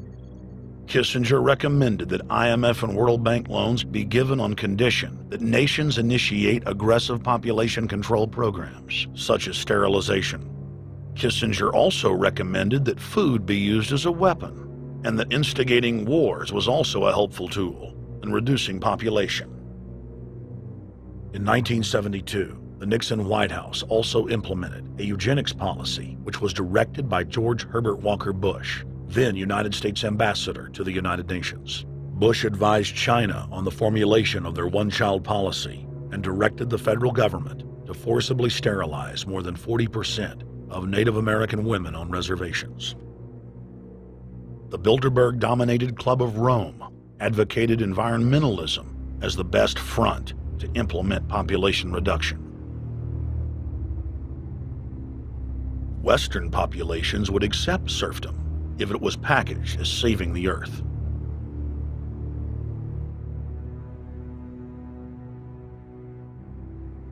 Industrialization of Africa, Asia, and Latin America could be blocked. Citizens would more willingly give up their national sovereignty if it were sold as a way to help the planet. The think tank also concocted the peak oil fraud as a way to create artificial scarcity. And the Club of Rome has been aggressively pushing a global carbon tax as a way to fund their planetary government.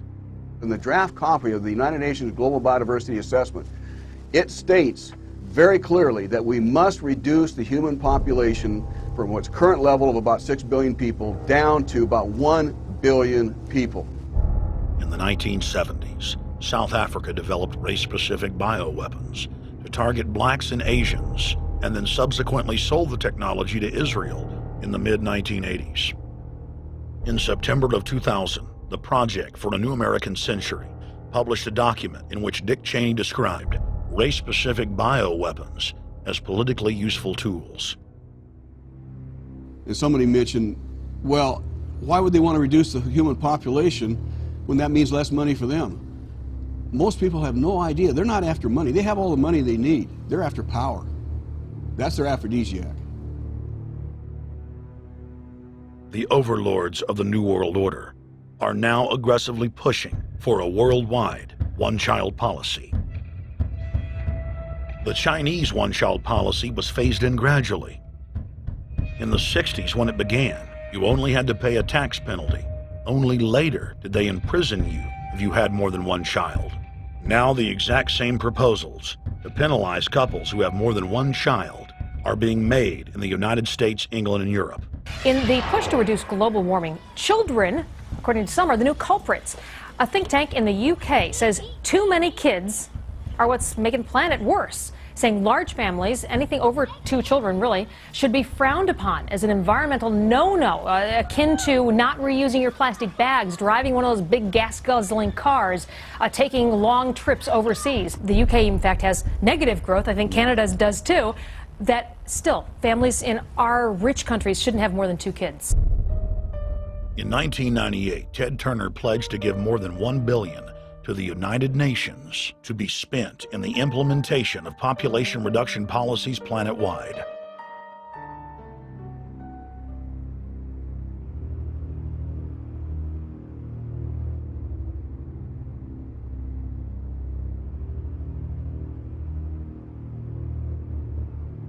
In 1999, the Bill and Melinda Gates Foundation gave $2.2 billion to Planned Parenthood, the United Nations Population Fund, and other population reduction groups. By 2007, the Gates had given more than $30 billion, almost exclusively to population control groups. The controlled corporate press cynically reported that the Gates were giving the money to help third world children. Bill and Melinda Gates were dethroned as the world's most generous philanthropists when their friend and fellow population reduction enthusiast Warren Buffett gave $37 billion to fund an army of population control groups. And I actually think the world will be much better when there's only 10 or 20% of us left. Dr. Eric Pianka. Prominent University of Texas biologist Dr. Eric Pianka, while receiving an award from the Texas Academy of Science, said that the worldwide AIDS pandemic was, quote, no good, it's too slow, and went on to laud the virtues of Ebola because it would kill 90% of the world population quickly. When his statements erupted into a national controversy, his graduate students defended him, stating that Pianka was too conservative and that all humans should be killed.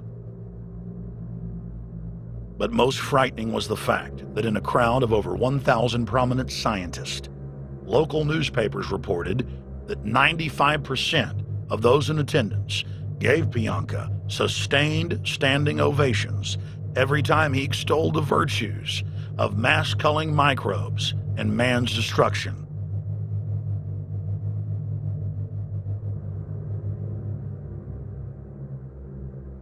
China was able to turn the corner and become the leading world superpower because they have a police state and they are able to force people to stop reproducing. Dr. Eric R. Pianka. The eugenics movement has now shaken off much of its Nazi baggage and is using people's legitimate concern about the environment as a cloak to conceal their real agenda. Everyone wants to breathe clean air and have good water, but the controllers of the environmental movement have done nothing but co-opt people's concerns and parlay it into support for global policies that further destabilize the third world and create untold misery. Phony environmental and conservation groups are now the biggest private landowners in the world. They lobby government to take property away from local populations, only to develop it themselves later. When the U.S. military dumps millions of gallons of nerve gas on the east coast of the U.S., they don't say a word.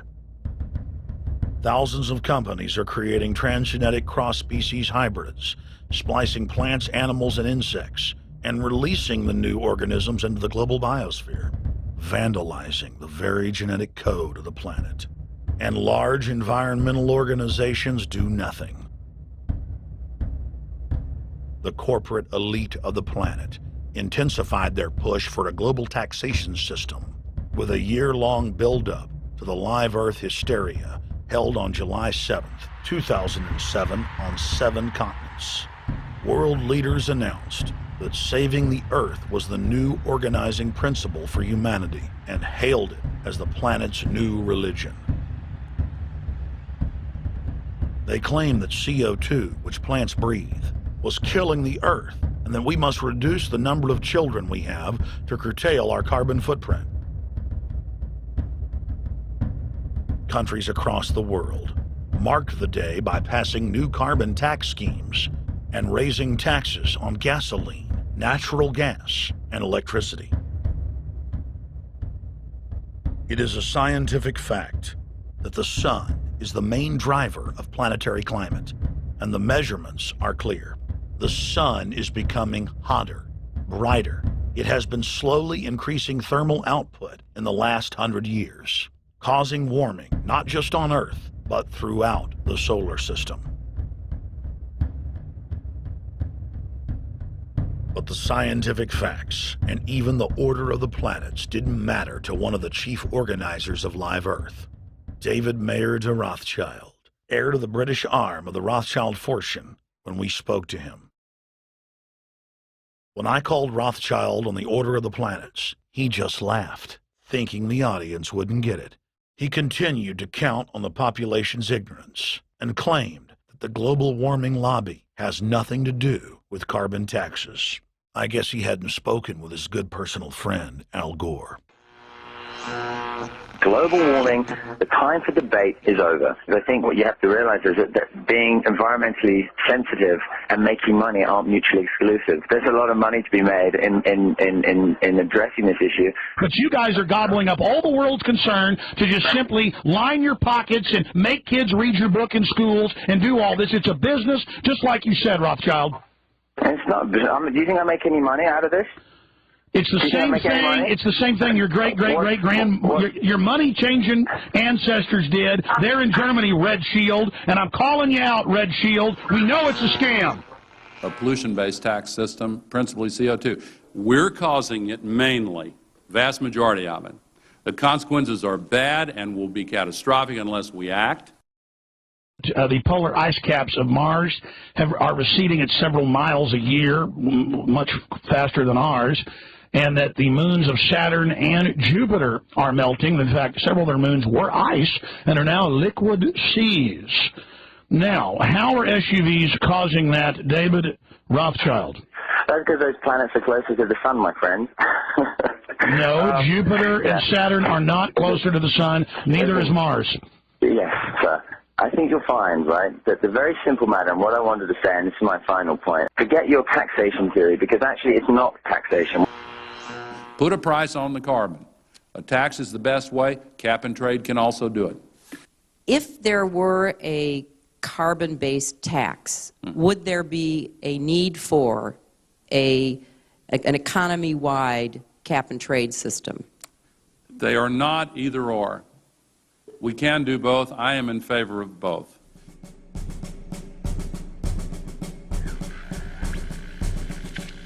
The architects of the New World Order are in a race to complete the structure of world government so they can suppress the independent development of technologies that threaten their monopoly of power, while at the same time steering new developments in the direction the architects chart for humanity.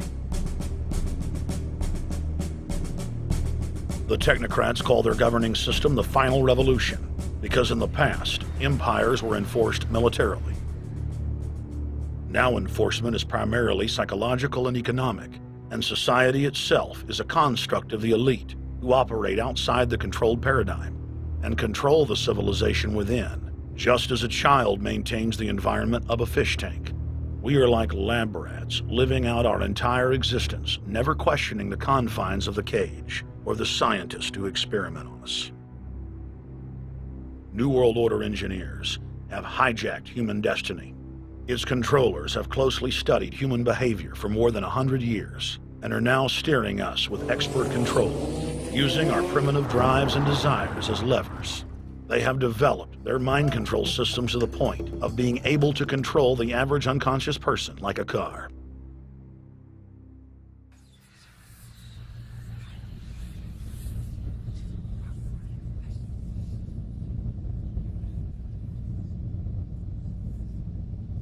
Eugenics dominated the 20th century.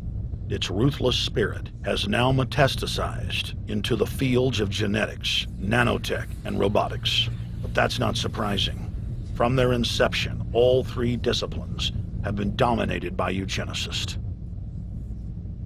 The billionaire founder of Sun Microsystems, Bill Joy, courageously went public in 2000 to warn of a cancerous consensus among the technocratic elite that at best humanity would be completely enslaved by the year 2030, and at worst, mass extermination of everyone but the elite would take place. A who's who of the techno-elite are members of what is known as the transhumanist or post-humanist movement. Many of its adherents see only the beneficial aspects of technology's exponential rise, like bringing sight to the blind, sound to the deaf, and longer life for all. But what many of them don't know is that master eugenicist Julian Huxley founded transhumanism, and that society's controllers openly admit that the new system is designed to progress into absolute tyranny.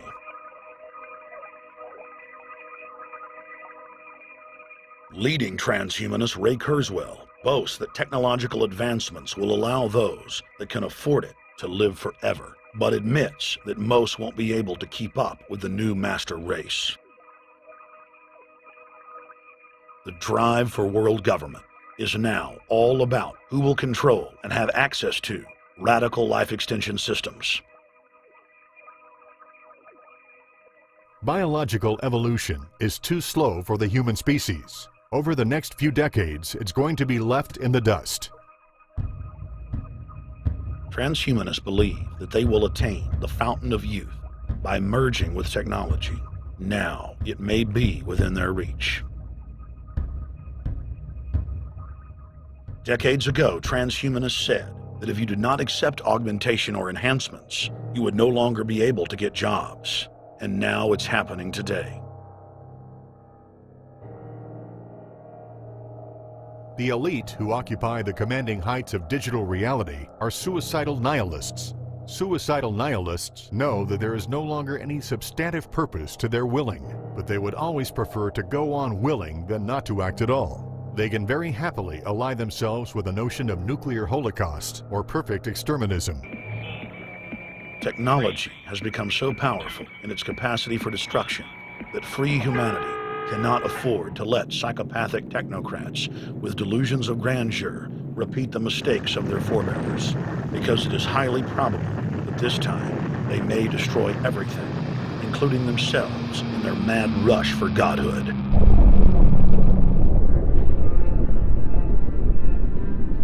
In this film, we have chronicled the Overlord's bloody orgy of experimentation, which already claimed the lives of more than 150 million people in the 20th century. And now, they are promising to deliver an invincible tyranny that will dwarf their past exploits. In the days of World War II, there were sovereign nations and armies to stand against Hitler's final solution. Once world government is in place, no one will be able to stop the New World Order's plans for global population reduction. For those immune to psychological programming, hundreds of FEMA camps have already been built throughout the United States. In their quest for population reduction, no method is off the table. These dark builders intend to release a string of man-made bioweapons plagues, each one worse than the last, while at the same time expanding the police state to enforce an orderly extermination of the population, all in the name of fighting invisible terrorists. And the Georgia Guidestones stand today as a cold testament to the elite's sacred mission. To have a two-class system where the underclass are forced to live as slaves in tiny enclosed cities, while the elite enjoy the land of the earth, evolve into superhumans with the aid of advanced implantable technologies, live eternal lives, and travel throughout the cosmos. This is the promise given to the inner members of the New World Order and the agenda of the Bilderberg Group.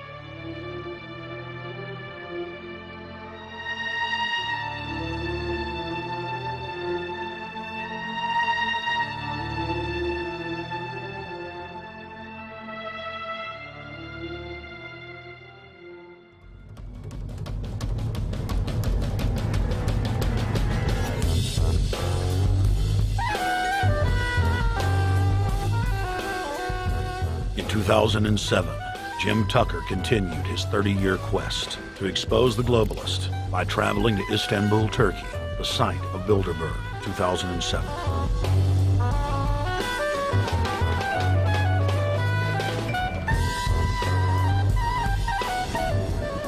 Jim Tucker, thank you for coming on, my friend. It's always fun. Jim, tell us what you saw today when you were out at the Ritz Hotel. We were at the Ritz-Carlton. It looked like a typical Bilderberg scenario. They had the armed guards all around the place. They had platoons of cops in formation waiting for the disbursement. They also had cops all the way around the building, and they had all those high-tech things where every member can hear whatever's spoken in any language instantly translated into his own language so they can keep up with it.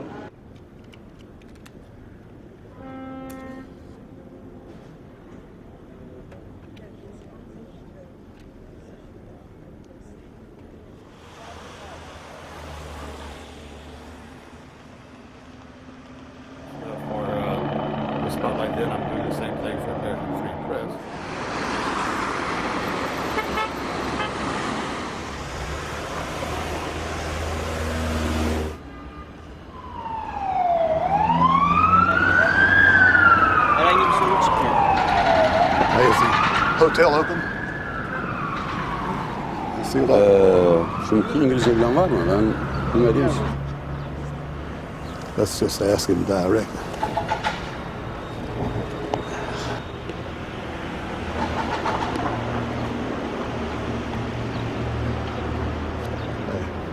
Is Bilderberg meeting here this weekend? You can look this way. We had my two personal cops following me today. I was not aware of it because my nose is always sticking to the camera. My jaws are always flapping. But the TV crew said those guys are going to follow you. And their car followed us out to the hotel. Then they identified the two cops in plain clothes, not business suits, but sport shirts and so forth. Yeah. That's the car that's been on our ass? Yeah. I want to photograph him? Yeah. You are, aren't you? Well, they're very likely Bilderberg boys.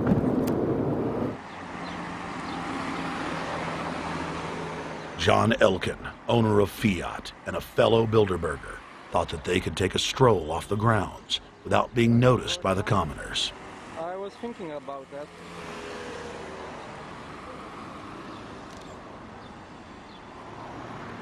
This Bilderberg attendee sneered at our camera.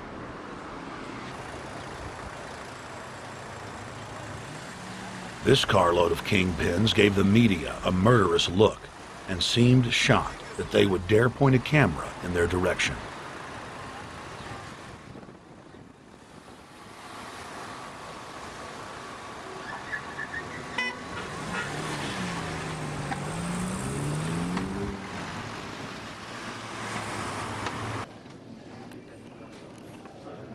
In 2007, the Bilderberg Group received the heaviest global coverage in its history. Jim Tucker witnessed press conferences attended by hundreds of members of the media and a new generation of info warriors, like reporter Paul Dornanu of Romania, are tracking the elite no matter where they hide. Expunem acest grup Bilderberg. Now, Jim, my governor, Rick Perry, it's in the front of the Dallas Morning News. The headline reads, Texas Governor Rick Perry to attend Bilderberg. What does it mean to have the governor of Texas in the Dallas Morning News just admitting he's going to Bilderberg Group? It means he's a potential president, even as the obscure governor of Arkansas, Bill Clinton, lost his virginity at the Bilderberg meeting in Baden-Baden, Germany in 1991, and he's elected president the following year. Now, if he goes nowhere in a run for the White House in the years ahead, they'll drop him like an old shoe. They do that often, but officially, Bilderberg considers Governor Rick Perry a potential president of the United States. Yes, it's a violation of the Logan Act, for which Bill Clinton's White House was fined $300,000, which means the taxpayers paid it. When Perry returned to Texas from Istanbul, we were determined to hold him accountable for his treasonous actions.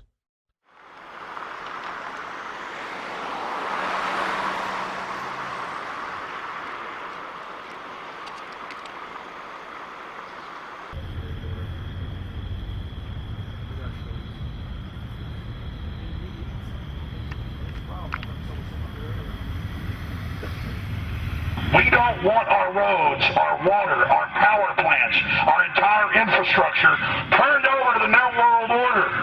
And we tell you now the people are rising up and learning what you're doing, and they're angry. And they're tired of it. Stop enslaving us. Stop setting up tyranny. Stop going along with the New World Order plan. If you've got any soul left, Rick Perry.